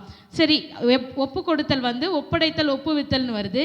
இங்கிலீஷில் ஆங்கிலத்தில் பார்த்தீங்கன்னா சம்மிட்னு வருது, சரண்டர்னு வருது, கிவிங் இன்னு வருது, இன்ட்ரெஸ்ட்னு வருது, ஹேண்ட் ஓவர் அப்படின்னு வருது, கமிட்னு வருது, கமெண்ட்னு வருது. இத்தனை அர்த்தங்களும் ஒரே பொருள் தான். ஆனால் அது யூஸ் பண்ணுற சூழ்நிலைகள் வேறு வேறையாக இருக்குது. சரி, எதை ஃபஸ்ட்டு ஒப்பு கொடுக்க முடியும்? நம்மக்கிட்ட ஒரு விஷயம் இருந்தால் தான் அதை ஒருத்தவங்க கிட்ட ஒப்பு கொடுக்க முடியும். ஒரு செயலை ஒப்பு கொடுக்க முடியும். அதாவது ஒரு வேலை நம்ம செஞ்சிட்ருக்கோன்னா அந்த வேலையை நம்ம என்ன பண்ண முடியும், இன்னொருத்தருக்கு டாஸ்க் பண்ண முடியும், ஒப்பு கொடுக்க முடியும். இல்லைன்னா நம்மக்கிட்ட வந்து ஒரு பொருள் இருந்துச்சுன்னா, நம்ம கையில் ஏதாவது ஒரு பொருள் இருந்ததுன்னா அதை வந்து நம்ம என்ன பண்ணுவோம், மற்றவருக்கு ஒப்பு கொடுப்போம். இதே போல தான் இயேசு கிறிஸ்துவும் என்ன பண்ணார், தனக்கு கொடுக்கப்பட்டதைன்னா அவர் இந்த பூமிக்கு வந்ததுக்கான நோக்கத்தை, அந்த டாஸ்க் அவர் என்ன பண்ணுறாரு, சிலுவையில் அந்த நேரத்தில் கம்ப்ளீட் பண்ணிவிட்டு அவர் என்ன பண்ணுறாரு, எண்டில் சரண்டர் பண்ணுறாரு. ஏசப்பா வந்து ஃபஸ்ட்டு எதெல்லாம் ஒப்பு கொடுத்தாருன்னு நம்ம பார்க்கலாம். ஃபஸ்ட்டு ஏசு கிறிஸ்து வந்து தம்முடைய சரீரத்தை ஒப்பு கொடுத்தார். எப்போ தம்முடைய சரீரத்தை ஒப்பு கொடுத்தார்? அவர் அடிக்கப்படும் போது மட்டும் கிடையாது, அவர் இந்த பூமியில் பிறந்ததுலேருந்தே அவருடைய சரீரத்தை அவர் என்ன பண்ணார், தேவனுக்கென்று ஒப்பு கொடுத்து வந்தார். நம்மளை போல தானே ஏசப்பாவும் பிறந்தார். நம்மளுக்கு ஃப்ரெண்ட்ஸ் இருக்க மாதிரி ஏசப்பாக்கும் இருந்திருப்பாங்களா? சின்ன வயசில் கூப்பிட்ருப்பாங்களே, ஏசு வாங்க வாங்க விளையாடலாம், 4 மணி ஆயிடுச்சுன்னு கூப்பிட்ருப்பாங்க. ஆனால் ஏசப்பா என்ன சொல்லியிருப்பாரு, இல்லை நான் வரல, நான் என்ன பண்ணுவேன், இது என்னுடைய ப்ரேயர் டைம் அப்படின்னு சொல்லியிருக்கலாம். நம்மள மாதிரி வாலிப பிள்ளைகளா, என்ன மாதிரி நீங்களாம் வாலிபர்கள் கிடையாது, என்ன மாதிரி வாலிபராக இருந்த பொழுது அப்போவும் அவர் கூட பக்கத்து வீட்டில் பசங்க எல்லாரும் இருந்திருப்பாங்க. அவங்களும் என்ன பண்ணியிருப்பாங்க, கூப்பிட்டுருப்பாங்க, ஏசப்பா வாங்க இப்படி சும்மா ஒரு ரவுண்ட் அடிச்சுட்டு வரலாம், பசங்களாம் பார்த்துட்டு வரலான்னு. ஆனால் ஏசப்பா என்ன பண்ணியிருப்பாரு, அந்த நேரத்துலையும் இல்லை இதுக்கு நான் ஒப்பு கொடுக்க மாட்டேன், தேவனுடைய சித்தத்துக்கு இதுக்கெல்லாம் நான் டைம் வேஸ்ட் பண்ணேன்னா என் தேவன் என்னை அனுப்பின காரியத்துக்கு யார் அதை செய்வாங்க அப்படின்னு அவர் அந்த நேரத்துலையும் என்ன பண்ணார், தன்னை ஒப்பு கொடுத்திருப்பார். நம்ம பார்க்கல, பட் ஆனால் இப்படி இருக்கும்னு நம்ம வந்து அதை ஒரு கிரகிக்க முடியுது. அடுத்துதான் அவர் என்ன பண்ணுறாரு, தன் சரீரத்தை சிலுவையில் ஒப்பு கொடுத்தார் அடிக்கப்படும்படி. அதுக்கப்புறம் என்ன பண்ணுறாரு, அவருடைய ஆவியை கடைசியாக ஒப்பு கொடுக்குறாரு. சரி, எப்போல்லாம் வந்து நம்ம எப்போல்லாம் ஒப்பு கொடுத்தல் நடக்குது, இல்லைன்னா ஒப்புவித்தல் நடக்குதுன்னு பார்க்கலாம். எப்படி நடக்குதுன்னா 2 விஷயமா நடக்குது. ஃபஸ்ட்டு ஒப்பு கொடுப்பதுன்றது வந்து தன்னால் முடியாத நேரத்தில் ஒப்பு கொடுக்கறது, அது ஒரு கேட்டகரி. என்னால் இப்போ ஒரு குழந்தைகிட்ட நீங்கள் ஒரு வெயிட்டான கவர் கொடுக்குறீங்கன்னு வச்சுக்கோங்களேன், அந்த குழந்தை என்ன பண்ணும், பட்டுன்னு ஐயோ அப்பா என்னால் முடியல, இருந்தாங்க பிடிங்க, அம்மா இருந்தா பிடி அப்படின்னு என்ன பண்ணிடுது, அந்த குழந்தை தன்னோட கையில் இருக்கிறத ஒப்பு கொடுக்குது. அப்போ அந்த சூழ்நிலையில் என்ன வெளிப்படுது, அந்த குழந்தையால் அந்த செயலை செய்ய முடியல, அதனால் அந்த குழந்தை என்ன பண்ணுது, ஒப்பு கொடுக்குது. இது வந்து நம்ம கேட்டகிரி. நம்மளாம் என்ன பண்ணுவோம், ஆண்டவர்கிட்ட ஏசப்பா இந்த விஷயத்தில் இதுக்கு மேலே என்னால் முடியாது, நீங்கள் பார்த்துக்கோங்கன்னு நம்ம ஒப்பு கொடுத்துருவோம், சரண்டர் பண்ணிவிடுவோம். இது ஒரு கேட்டகரி. ஆனால் செகண்ட் கேட்டகரி ஒப்பு கொடுத்தல்னு ஒன்று இருக்குது. அந்த ஒப்பு கொடுத்தல் தான் ஏசு இங்கே பண்ணுறாரு. அந்த ஒப்பு கொடுத்தல் எப்படின்னா, ஒரு காரியத்தை செய்கிற தகுதி, ஆற்றல், பலம், ஞானம், வல்லமை எல்லாமே இருந்தோம் ஏசு என்ன பண்ணார், ஒப்பு கொடுக்கறது. இப்போது ஏசு கிறிஸ்துவால் நினச்சிருந்தா சிலுவையிலேருந்து இறங்கி வந்திருக்க முடியாதா? அவர் மனிதனாயினும் அவர் கடவுள். பிதாவாகிய தேவனுக்கு இருந்த அதே வல்லமைகள் எல்லாமே என்ன இருந்தது, ஏசு கிறிஸ்துவுக்கும் இருந்தது. ஏன் அவரை வந்து ஒரு மேட்டிலிருந்து தள்ளிவிட பார்த்தப்ப அவர் எல்லாருடைய கண்களுக்கும் மறைந்து போய் காணப்பட்டார். அந்த நேரத்தில் தேவனால் ஏசு கிறிஸ்துவால் கீழே வந்திருக்க முடியாதா? அவரால் முடியும். அவரால் செய்யறதுக்கு எல்லா வல்லமைகளும் இருந்தும் அவர் என்ன பண்ணார், அந்த நேரத்தில் நான் பண்ணல ஏசப்பா, ஆண்டவரே நான் பண்ணல பிதா, உம்முடைய கரங்களை ஒப்பு கொடுக்குறேன். அப்போ அங்கே என்ன காட்டுது, அவருடைய ஒப்புவித்தல் மூலம் அவர் வந்து பிதா மீது வைத்திருக்கிற நம்பிக்கை ஃபஸ்ட்டு வெளிப்படுது. என்ன பண்ணாலும் பிதா வந்து என்னை காப்பாற்றுவார்ன்ற ஒரு நம்பிக்கை. அடுத்து அவர் பிதா மீது வைத்திருக்கிற அன்பு வெளிப்படுது. அதுக்கப்புறம் அவர் பிதாவை கனப்படுத்துகிறார் அந்த விஷயத்தின் மூலமாக. இப்போ நம்ம கூட இருக்கிறோம், நம்ம ஒரு திருமணம் நடக்குதுன்னு வச்சுக்கோங்களேன், எல்லா வேலையும் என்ன பண்ணியிருப்பாங்க, அந்த வீட்டில் இருக்க யார் சுறுசுறுப்பாக இருக்கிறாங்களோ அவங்க தான் சீரியல் செட்டு போடுறது எல்லாம் பண்ணியிருப்பாங்க. ஆனால் கடைசியில் இந்த கை மாத்திர நேரம் வரும்போது மட்டும் என்ன பண்ணுவாங்க, வீட்டில் யார் பெரியவங்க இருக்கிறாங்க கூப்பிட்டு அவங்க கையில் தட்டு மாத்துறதோ இல்லை முக்கியமான காரியங்களோ செய்வாங்க. அப்போ அதில் என்ன சொல்ல வராங்க, அதில் என்ன பண்ணுறாங்கன்னா கனத்தை வெளிப்படுத்துகிறாங்க. அதே போல தான் ஏசு கிறிஸ்துவ என்ன பண்ணார், தன்னால் தான் வந்து இந்த உலகத்தில் தனக்கு கொடுக்கப்பட்ட அந்த ஒரு காரியத்தை முடித்த உடனே அவருக்கு மேலே இருக்கிற பிதாவாகிய தேவனிடத்தில் அதை வந்து இன்ட்ரெஸ்ட் பண்ணுறாரு. இதன் மூலம் தேவன் என்ன பண்ணுறாரு, கனத்தை வந்து வெளிப்படுத்துகிறார். ஏசப்பாக்கு இதுக்கு ஒப்புவித்தலுக்கு ஒரு சிறந்த எடுத்துக்காட்டு உதாரணம்னு சொன்னால் ஏசு கிறிஸ்து மட்டும்தான்.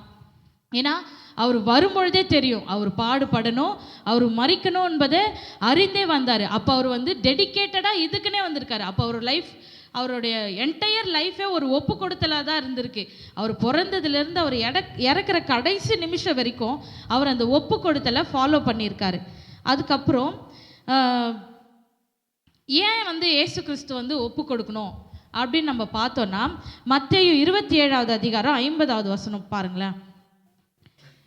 மத்தேயு 27:50 இயேசு கிறிஸ்து சத்தமாய் கூப்பிட்டு தன்னுடைய ஜீவனை விட்டார்னு வந்த பிறகு இயேசு மறுபடியும் மகா சத்தமாய் கூப்பிட்டு ஆவியை விட்டார்னு பண்ணிட்டு சொல்லிட்டு அடுத்த வசனமே பாருங்களேன். அப்பொழுது தேவாலயத்தின் திரைச்சீலை மேல் தொடங்கி கீழ் வரைக்கும் 2ஆக கிழிந்தது, பூமியும் அதிர்ந்தது, கன்மலைகளும் பிளந்தது. இது படித்தப்போ எனக்கு வந்து ஃபஸ்ட்டு தோணுது, ஏசப்பா இது பண்ணப்போ இது நடந்துச்சு, அவ்வளோதான் விட்டு போயிட்டேன். அதுக்கப்புறம் தான் நம்மளுக்கு தோணுச்சு, இந்த திரைச்சீலை வந்து ஒரு 2 காரியங்களுக்கு நம்ம வந்து ஒப்பிட்டு நம்ம எடுத்துக்கலாம்.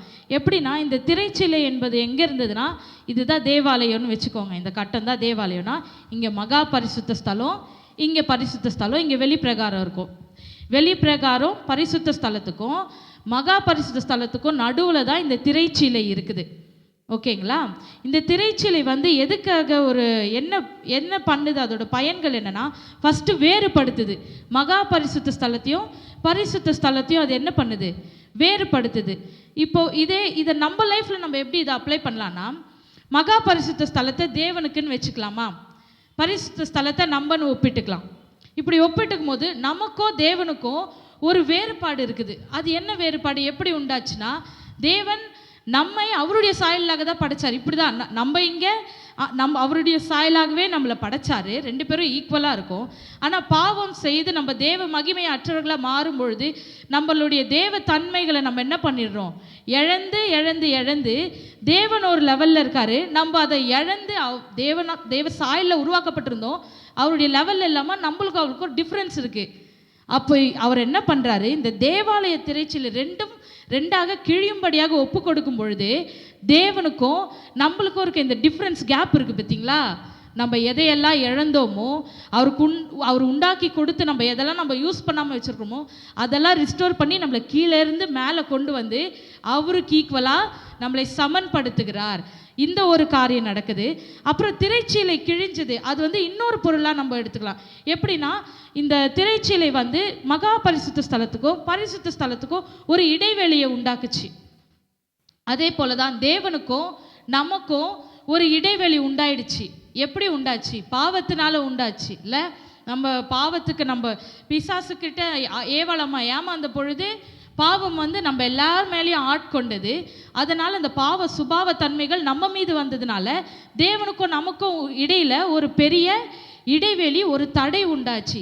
ஆனால் இந்த ஏசப்பா அங்கே தன்னுடைய ஆவியை ஒப்பு கொடுத்த அதே தருணத்தில் இந்த திரைச்சீலை என்னாச்சு, டாப் டு பாட்டம் கீழேருந்து கிழிச்சு விட்டா கூட, இப்போ ஒரு துணி இப்படி தொங்குதுன்னா நம்ம கீழே கிழிச்சோன்னா அது மேலே வரைக்கும் கிழியும்.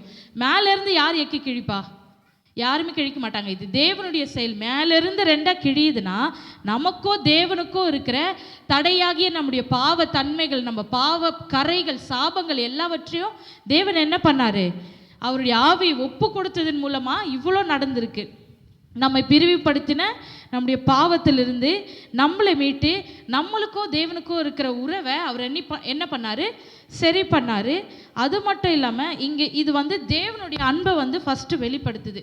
எப்படின்னா, இந்த 2 விஷயத்தில் தேவன் ஃபஸ்ட்டு நம்மளை அவருக்கு ஈக்குவலாக மாற்றினாரா, டிஃப்ரென்ஸாக இருந்த கேப்பை சரி பண்ணது மட்டும் இல்லாமல் நம்மளை அவர் கூட இணைச்சி அந்த கேப் வந்து திருப்பியும் உண்டாகாதபடிக்கு அவர் என்ன பண்ணுறாரு, இந்த சிலுவையில் இந்த திரைச்சீலை கிழிகிறது மூலமாக 2 காரியங்களை பண்ணுறாரு. அப்போ அவர் நம்ம மேலே எவ்வளோ அன்பாக இருக்கிறாரு. நமக்கு ஒருத்தர் கூட நம்ம மனஸ்தாபம் ஆயிடுச்சுன்னு வச்சுக்கோங்களேன், நம்ம ஃபஸ்ட்டு அவங்க கூட போய் பேசுவோம். அவங்க பேசிட்டாங்கன்னா விட்டுருவோம். திருப்பி போய் நம்ம அவங்கள பேசுவோமா? இல்லை, அவங்க வந்து பேசிட்டோன்னு பார்ப்போம். ஆனால் ஆண்டவர் பாருங்கள், நம்மளை சரி பண்ணது மட்டும் இல்லாமல் நம்ம திருப்பி போய் பேசுகிற மாதிரி நம்மளை சேர்க்கிறார். அவரிடமாய் சேர்க்கும்படியாக அவர் செய்கிறார். சரி, ஏசப்பா வந்து இந்த திரைச்சீலை கிழியும்படியாக தம்மை ஒப்பு கொடுத்தார். எப்படி ஒப்பு கொடுத்தார்னா, தம்மையே திரைச்சீலையாக இயேசு கிறிஸ்து சிலுவையில் மாற்றினார். எப்படின்னா, இந்த திரைச்சீலைக்கும் இயேசு கிறிஸ்துக்கும் ஒரு 2 ஒற்றுமைகள் நான் பார்த்தேன். அது என்னன்னு சொல்லலாம். ஃபஸ்ட்டு வந்து திரைச்சீலைன்றது மகா பரிசுத்த ஸ்தலத்துக்கும் பரிசுத்த ஸ்தலத்துக்கும் காமனானது. இப்போ மகா பரிசுத்த ஸ்தலத்தில் பார்த்தீங்கன்னா அந்த 4 கார்னரில் இது ஒரு செவுரு, பரிசுத்த ஸ்தலத்தோட 4 செவரில் இது ஒரு செவுரு. ஆனால் அது ஒரே ஒரு திரைச்சிலை. இங்கே வந்து மகா பரிசுத்த ஸ்தலமாகவும் இருக்குது, இங்கே வந்து அது பரிசுத்த ஸ்தலமாகவும் இருக்குது. அதே போல தான் இயேசு கிறிஸ்துவும் ஒரு கடவுளாகவும் இருந்தார், அதே இயேசு கிறிஸ்து தான் ஒரு மனிதனாகவும் இருந்தார். இப்படி வந்து தான் அவர் தன்னை ஒப்பு கொடுத்தார். ரெண்டாவது, அந்த திரைச்சிலை மேலிருந்து கீழாக கிழிந்தது. அவர் தன்னுடைய சரீரத்தையே கிழித்து அவர் தன்னுடைய சரீரத்தையே அடிக்கப்படும்படி ஒப்பு கொடுத்தார். மேலிருந்து கீழாக கிழிந்ததுன்னா அவருடைய மேலிருந்து கிழிஞ்சுதா? அவருடைய தலையில் முட்கள் ஆணி வச்சாங்களா? கீழே அவருடைய கால்கள் ஆணி வச்சாங்களா? அவருடைய தலை முதல் அவர் பாதம் வரை அவர் சரீரத்தை ஒப்பு கொடுத்து தன்னுடைய சரீரத்தை பிற்கப்படும்படி ஒப்பு கொடுத்து நம்மளுக்கும் அவருக்கும் இருக்கிற ஆண்டவருக்கும் இருக்கிற கேப்பை கிழிச்சு போட்டார். இங்கே இன்னொரு விஷயத்தையும் ஆண்டவர் கிழிச்சாரு, அது நம்மளுக்கு தெரியல. இப்போ நான் சொல்கிறேன் கேட்டுக்கோங்க. நம்ம எப்போ வந்து ஆதாமேவல் மூலமாக பாவத்தில் போகணுமோ அப்போது ஒரு கான்ட்ராக்ட் சைன் ஆச்சு. அந்த கான்ட்ராக்டில் வந்து நம்மலாம் வந்து இவனுக்கு ஒப்பு கொடுக்கப்பட்டுட்டோம், இவனுடைய அதிகாரத்துக்கு கீழே இருக்கிறோன்ற கான்ட்ராக்டை ஏசு கிறிஸ்து ஒப்புவிக்கிறேன்னு சொன்ன உடனே எப்போ அந்த திரைச்சிலை டாப் டு பாட்டம் கிழிஞ்சுதோ அதே மாதிரி பிசாசுக்கு நம்ம மேலே இருந்த கான்ட்ராக்டு அந்த பாண்டு பேப்பரை ஏசப்பா ஒரே கிழியாக கிழிச்சு போட்டார். அதை தான் வந்து அவனுடைய அந்த எல்லா அதிகாரத்தையும் உரிந்து போட்டு அவனை அந்தரங்க கோலமாக்கி சிலுவையில் அவர் என்ன பண்ணார்? வெற்றி சிறந்தார்ன்றது. அவர் ஈஸ்டர் அன்னைக்கு வெற்றி சிறக்கிறார் இல்லை, இன்னைக்கே இப்போவே அவர் வெற்றி சிறந்து விட்டார். அந்த சிலுவையில் அவர் என்னைக்கு மறிச்சாரோ அன்னைக்கு அவர் வெற்றி சிறந்து விட்டார். இவ்வளோ காரியங்களை அவர் வந்து ஒப்புவித்தல் மூலமாக பண்ணியிருக்காரு. அன்பாக இருக்கிறன்றதை ஒப்புவித்தல் மூலம் தெரிவித்திருக்கிறாரு. பிதாவை கனப்படுத்துகிறது அவர் தேவன் தெரிப்படுத்திருக்கிறாரு. நம்மீது எவ்வளோ அன்பாக இருக்கிறன்றதை ஒப்புவித்தல் மூலம் தெரிப்படுத்திருக்கிறாரு. அப்புறம் நம்பிக்கையை அவர் தெரிப்படுத்திருக்கிறாரு. நம்ம மீட்பை வந்து இதன் மூலம் தெரிப்படுத்திருக்கிறாரு. நம்ம ஒப்புரவாகுதல், தேவனோடு ஒப்புரவாகுதலையும் இந்த ஒரு ஒப்பு கொடுத்தல் மூலம் தெரிவித்திருக்கிறார். சரி, இவ்வளோ பண்ணிட்டாரு, நம்ம என்ன பண்ணோம்? நம்மளும் ஒப்பு கொடுக்கணுமானா? ஆமாம், நம்மளும் ஒப்பு கொடுக்கணும். ஏன் நம்ம ஒப்பு கொடுக்கணும்? ஏன்னா நம்ம என்னதான் நம்ம உலகத்தில் வாழ்ந்தாலும் நம்முடைய சொந்த எண்ணங்களோ நம்முடைய சொந்த கிரியைகளோ நம்மளுடைய வில்லோ நம்ம ஆசைப்படுற விஷயங்களோ நம்மளை சில டைம்ஸ் வந்து தேவனிடத்துலேருந்து இந்த திரைச்சிலை மாதிரி ஒரு கேப் கிரியேட் பண்ணும், நம்மளுக்கு இடைவெளி கிரியேட் பண்ணும். ஆனால் அதை வந்து நம்ம என்ன பண்ணோம்?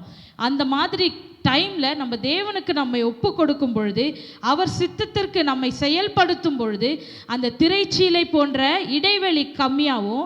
இடைவெளி கம்மியான நமக்கும் தேவனுக்கும் ஒப்புரவல் அதிகமாகும். ஒப்புரவல் அதிகமாகும் போது தேவன் நம்முடைய வாழ்வில் என்ன பண்ணுவார்? அவரே டைரெக்டாக இறங்கி செயல்படுறதுக்கு நம்ம வந்து ஒரு வழிவாசலை திறக்கிறது. இந்த ஒப்புவித்தல் வந்து இதுக்கு ஒரு வழிவாசலாக இருக்கிறது. ஸோ எனவே நாமும் வந்து தேவன் எப்படி தன்னுடைய கடைசி நேரத்திலே அவர் ஒப்புவித்தார். அவர் நினச்சிருந்தா ஒரு நல்ல ஈஸியான லைஃப் வாழ்ந்துட்டு போயிருக்கலாம். அவருடைய லைஃபே ஒப்புவித்தல். இருக்கிறதுலையே இந்த யூத கலாச்சாரம் தான் ஒரு ஸ்ட்ரிக்டான கலாச்சாரம், நிறைய ரூல்ஸ் அண்ட் ரெகுலேஷன்ஸ் ஃபாலோ பண்ணுற மாதிரியான கலாச்சாரம். வேறு எங்கேயும் அவ்வளோ ஸ்ட்ரிக்ட் ரூல்ஸ் ரெகுலேஷன்ஸ் கிடையாது. ஆனால் யூதர்களுக்கு அவ்வளோ ஸ்ட்ரிக்டாக அவ்வளோ ரூல்ஸ் இருக்கிற இதில் தான் ஏசு நமக்காக வந்தார். நான் எவ்வளோ கஷ்டமான டாஸ்காக இருந்தாலும் சரி, நான் என்னை ஒப்பு கொடுத்து நான் செய்கிற ஏசப்பான்னு வந்தார். தன்னை ஒப்பு கொடுத்தார், தன் வாழ்க்கை முழுவதும் ஒப்பு கொடுத்தார், தன் சரீரத்தையும் ஒப்பு கொடுத்தார், தன் ஆவியும் ஒப்பு கொடுத்தார். அதே போல் நாமும் நம்முடைய வாழ்க்கையை தேவனுக்கென்று ஒப்பு கொடுப்போம். ஒப்பு கொடுத்து 3வது நாள் அவர் உயிர்த்து எவ்வளோ வல்லமையான காரியங்களை செய்தாரோ அதுபோல் தேவன் நம்முடைய வாழ்க்கையில நம்ம ஒப்பு கொடுக்கும் பொழுது நம்மளுக்கு நல்ல பெரிய காரியங்களை செய்வார் என்பதை கூறி இந்த குட் ஃப்ரைடே அன்னைக்கு உங்கள் எல்லாரையும் பிளஸ் பண்ணுறேன். Thank you everyone.